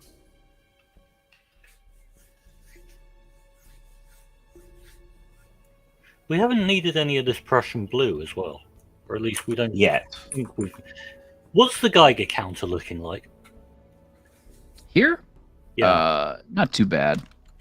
Okay. We probably should have been checking that everywhere we're going. Why? We're fucked anyway. Yeah. Just, how quickly are we going to die of radiation poisoning? Well, not today. What do we say to Mr. Radiation? Not today. Not today. Yeah. Best as you can tell, these guys probably came up the old Lincoln Highway, which is Highway 50, which is considered the lonesome road. Which is the one we're taking towards Reno, right? Uh-huh. Well, hopefully they didn't fuck everything up in Reno too badly. No, these four guys probably didn't, but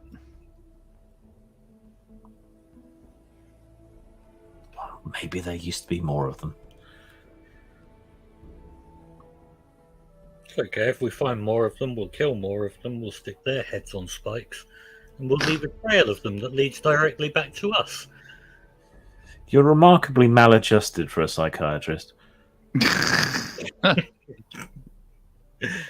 you ever had, when you were at school, did you ever have a teacher and you think, why the fuck are you a teacher? You hate kids. Right? yes. Yeah, it's like that, but with a psychiatrist. Or is it like a sin eater? You've heard so many of other people's problems that you've taken them on.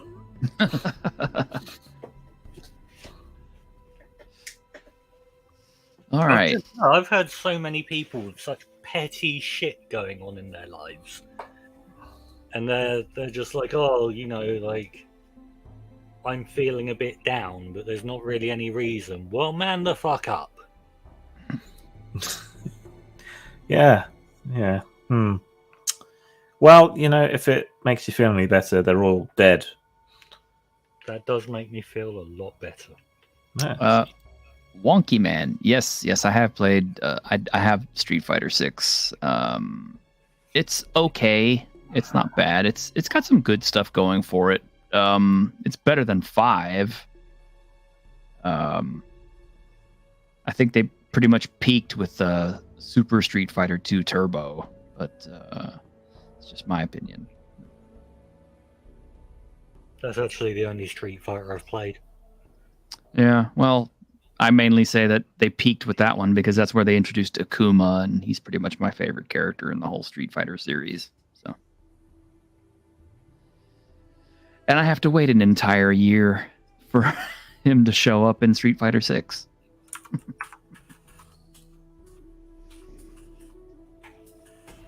Yeah, I have mixed feelings about Street Fighter 6 because I hate the soundtrack.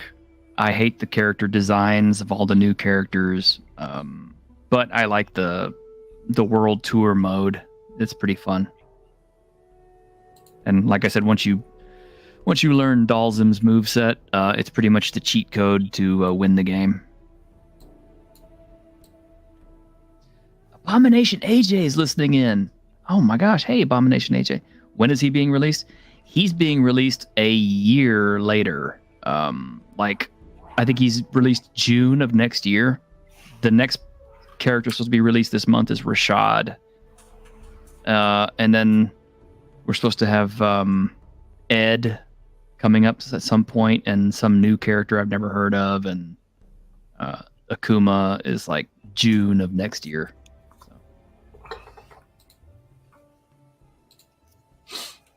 But anyway, I digress. All right, well, what now, guys? Well, head towards our next stop after we've rested, I guess. Yep. Only this time on motorbikes. So you're going to stay here another night? Well, not another night. just Okay. the one night that we needed to. Okay. Yeah, I thought they came at night, didn't they? Yeah, they came at night, so.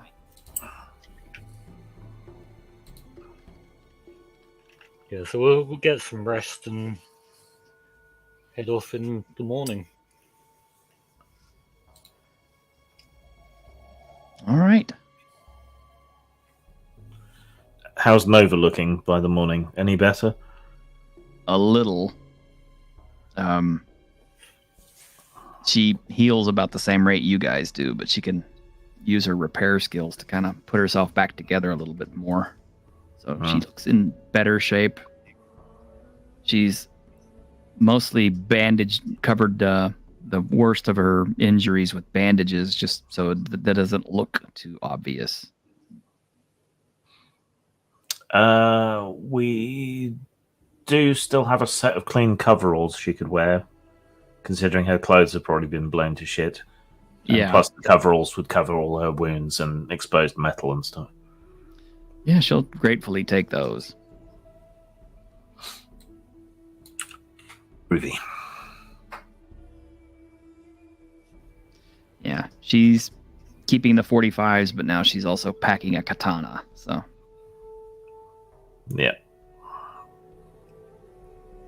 So Dr. Jones is going to turn to her and say, you don't have to cover up that exposed metal. AJ, we usually go for 4. Although I don't know, how's everybody feeling? Because we did start a little bit later today.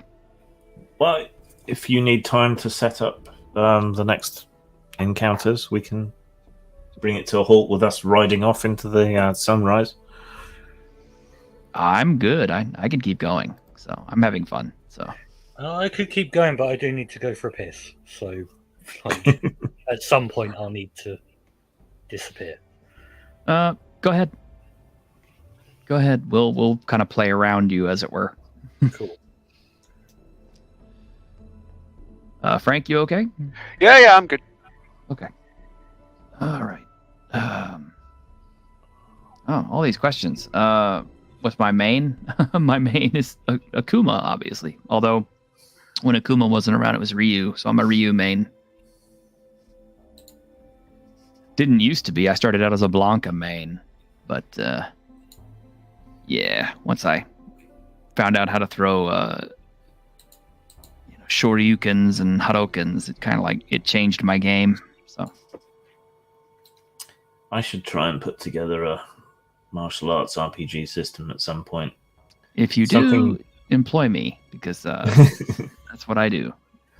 It is something that no one's really done well. I thought the Street Fighter RPG was okay, but at low levels it was just didn't work. What's Ryu's best anti-air? What in the new game? Stinger missile. Yeah, he uses that round heavy kick. Yeah. Although you can't throw the air. Well, you can't throw air Hadokens anymore. So anyway, they've changed up the movesets a little bit, so they're not quite as powerful as they used to be. But anyway, moving right along. So taking your new dirt bikes will give you some more time. So you'll cruise the long 50, the lonesome road. You'll find burnt out hulks of cars here and there. And somewhere off in the distances, you see the remains of old ranch houses and things. Don't know if you're interested in trying to pick those over or not, but they're out there. Probably not worth the trouble. It might be. You never know what you're going to find.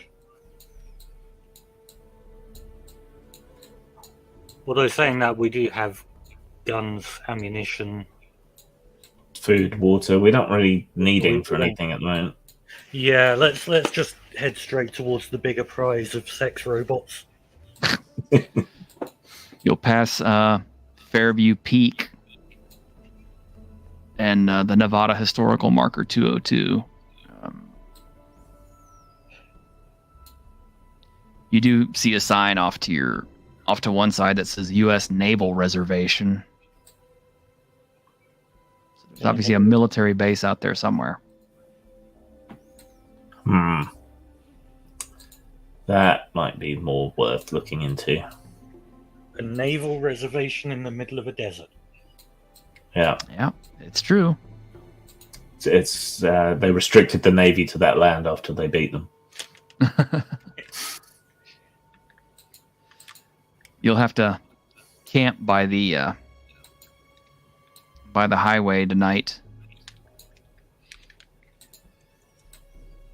So you got your little tents and everything set up, and that's when you see off to the south is kind of a glowing area. As in atomic glow? Atomic glow. Okay. We should maybe get the Geiger counter out and just check. You're safe over here by the highway. You're pretty sure if you went a little bit further that way, where the glowing sand actually is, it might be not good. Yeah, that might be the naval reservation. It seems like Sorry, go on. It's the Project Shoal nuclear test site. Yeah.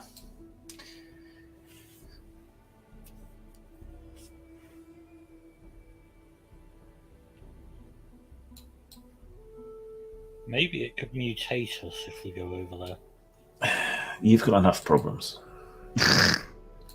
What's the worst that could happen? You could get autism. That's always gonna be. I'm sorry.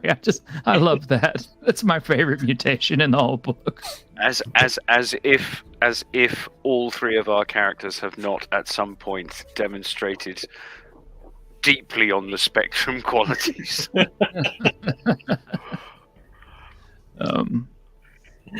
Remember, it was a different time when we wrote that. So,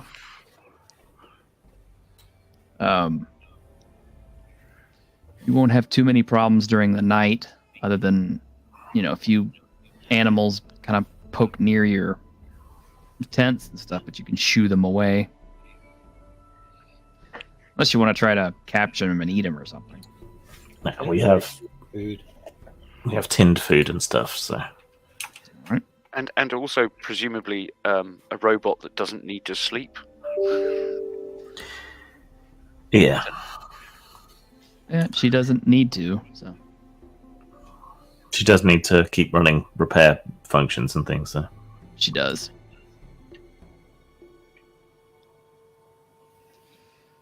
Does she emit heat? Yeah. Because the desert gets quite cold at night. Are you saying you want to try to cozy up to her?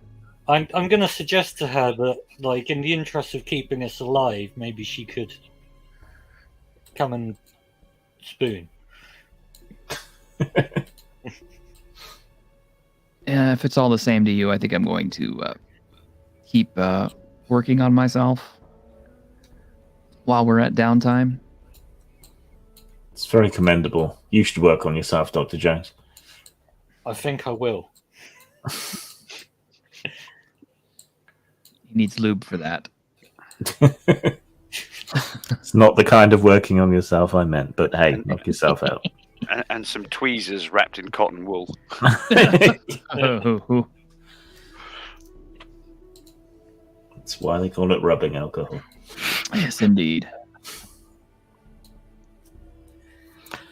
All right, let us not go to the naval place because it's clearly been atomized. Very much so.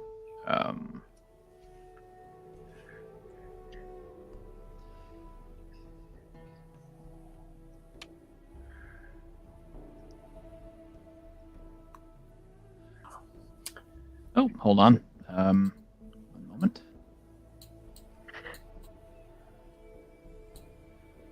God, I love Wikipedia. It makes doing stuff like this much easier.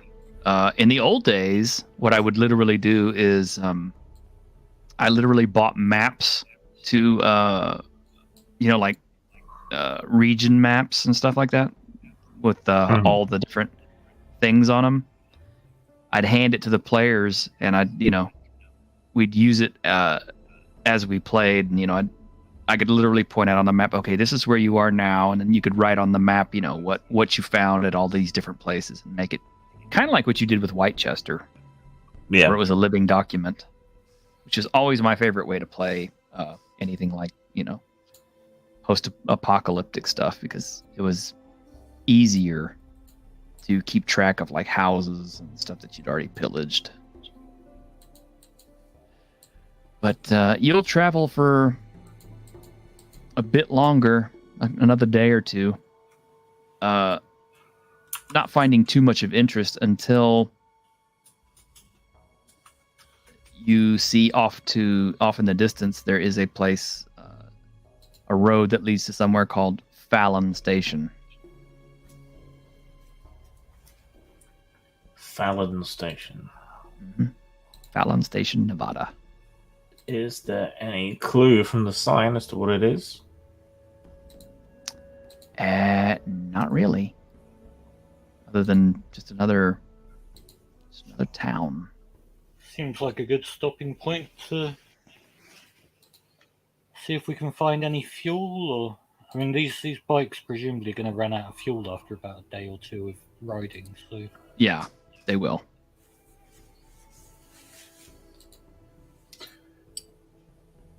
All right, fair enough. Turn that way and we'll go and check it out. And let's go and be scary raider people. I mean, or not.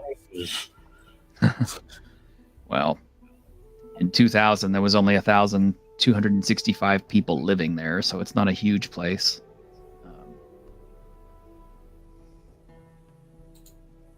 So it says 360 housing units at an average density of 145 per square mile. So, yeah, this town's pretty spread out.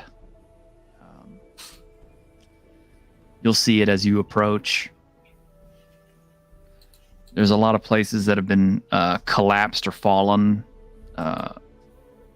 Some places have been barricaded off. But it looks like there's a decent-sized settlement that's here. You see any people? Yeah, there's a few people living out here. I guess we introduce ourselves.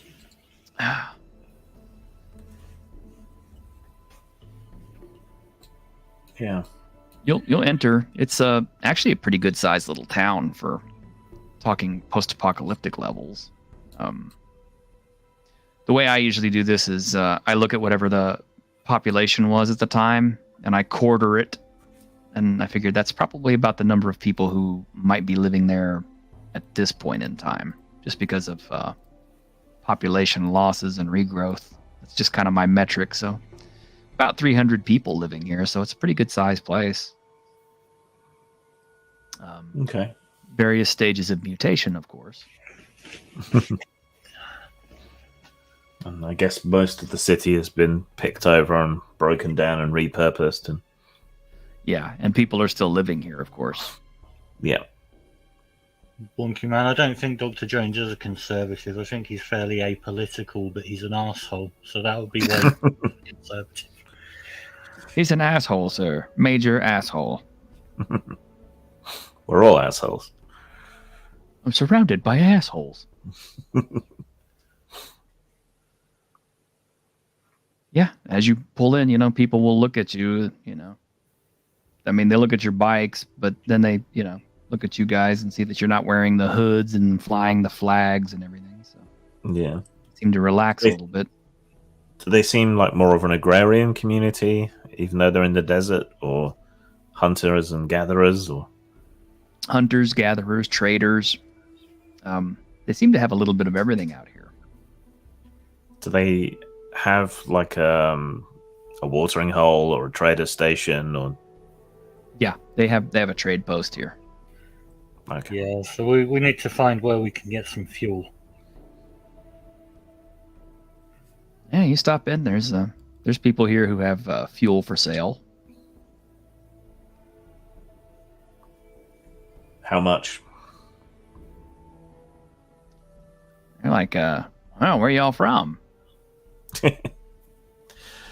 It's a very long story. Y'all look like y'all are How pretty much good is shape. fuel and how much will you give us for this robot? No. Well, what we got out here is jet juice. Aviation kerosene? Yeah, we got old aircraft fuel. That's what we make it out of. Makes your vehicles go fast. Is it safe? Does it make the vehicles also go boom? Yeah, not so much. Okay. Kind of expensive, but y'all look like you can afford it. Do I think these rugged, tough off-road bikes will be able to run on this stuff? Yeah, you think so. Jet juice is 50 corium pieces per tank. And before you ask, people have asked me this in the forum, what is a tank? So, fuel is bought and sold in the wasteland by the tank. A common unit of measurement used by traders, which is a tank is the amount of fuel a large-sized vehicle, motorcycle or economy car, needs to drive for a full day. The larger the vehicle, the more tanks it consumes during a full day of travel. The amount of fuel a vehicle can hold depends on its size. A vehicle can hold 3 times the amount of fuel it needs for a day of driving. And Okay. let me look up a dirt bike real quick. Dirt bikes are medium sized. So I think that means like they can take about 2 tanks worth of fuel. Right. Plus, we've got fuel canisters as well to fill. Mm-hmm. So I'm guessing that gives us about 3 days ride, full fuel load. Yeah.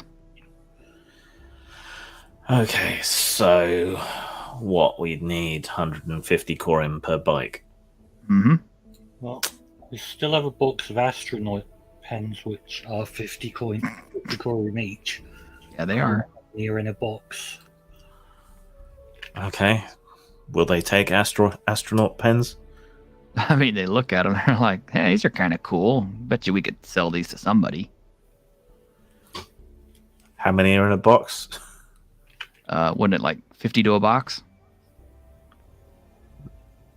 Well, they're 50 corium pieces of pen, so They're 50 corium pieces per pen? that's what you said before, yeah. Did I? Jesus. Yeah. Apparently. Do you want Wow, to double these things- check? The books and we'll Let give me, it a let me try. double check that. That sounds like way too much, but also it is a pen, and that would be hard to get. Yeah, they're 50 corium pieces a piece. Wow, those pens are. Wow. I mean, I would expect there probably are about 50 pens in a box, but that seems a bit unreasonable amount of money to just throw around. So maybe that's we'll- being retconned.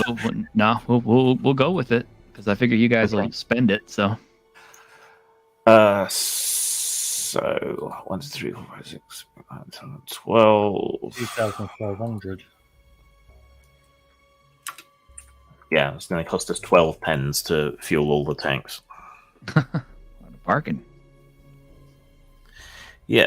I would also really like some goggles because all this driving at high speed through desert has not been the most fun.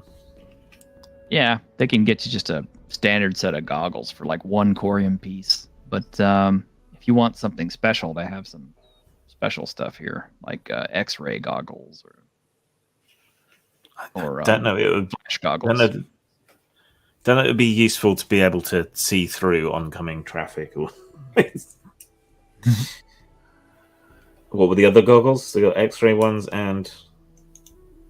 Yeah, it's actually more of a novelty. The guy who's got them up in his store, he's got all kinds of gear. He's got, yep, these are a rarity. Can't find nobody who wants them, though. Nobody can meet my price. How much? Ain't asking for no less than 15,000. 15,000. Yeah, fuck off. Yep, that's what most people tell me. I'll trade you my robot. Would you stop trying to get rid of her? Oh, Thought you sure. wanted to break. What? Thought you wanted to break her programming. Yeah, but she's not breaking anytime soon. We'll just go pick up a fresh one that isn't already broken. Well, we don't know that there's any there yet, so.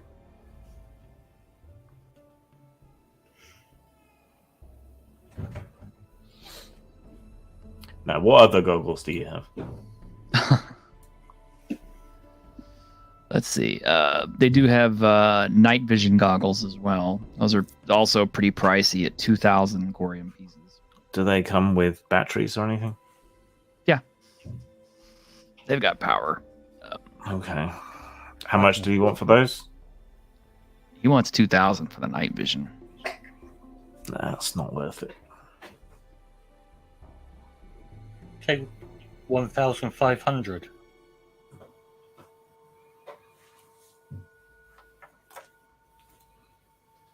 I mean, are you seriously offering that to him? Yeah, my friend here will play you a song on his guitar as well. Give me a turn with your furniture. I might think about that. It's broken, it has its own will. You know anyone who can fix that? What do you mean, it? It's a robot? It's a robot.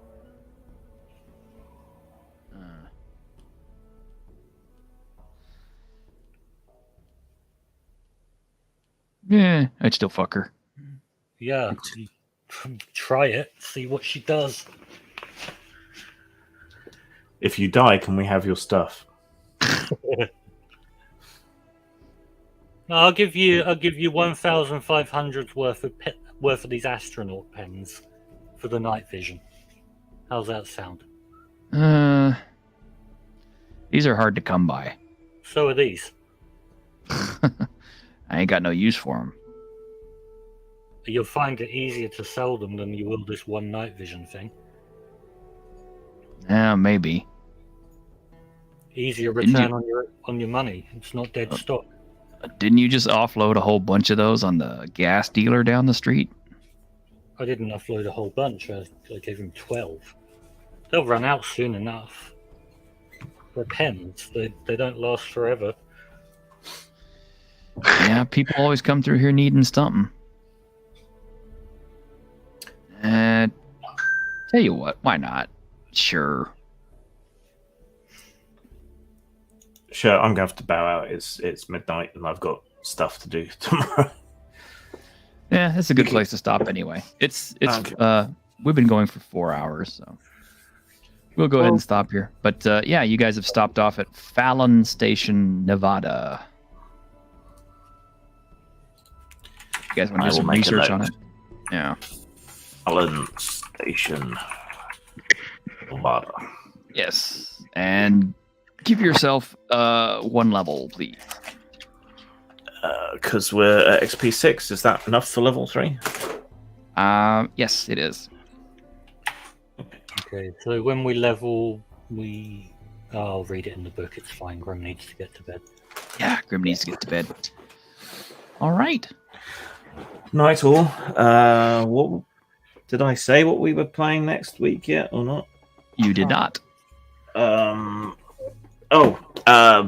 Barbarians of the Aftermath. So more post-apocalypse, I'm afraid. Oh boy, that sounds like fun. Yeah. All right, and don't forget to tune in to us Tuesday when Grim and I will have a topic and have something to talk about. Oh, there was something I meant to bring up on Week in Geek. Yes. Because more and more companies seem to be doing this single-player stuff. Yeah. Because Modifius just put out a captain's log or something for single-playering their Star Trek game. Yeah, So, and some of the best-selling stuff on DTRPG right now is single-player. it's kind of depressing, but yeah, that's the topic for the show, really. So, Single-player games? yeah, Why not? sounds Let's like a make good that. one. That sounds like a good one. So there you go. Tuesday morning, tune into us at 9 a.m. where we will talk about single-player games. All right. Well, thank y'all for hanging out with us for as long as you have, and hope you enjoyed the game. And if you're catching this secondhand, hey, hope you enjoyed the adventures of creepy Dr. Jones and the others. All right. Good night, everybody.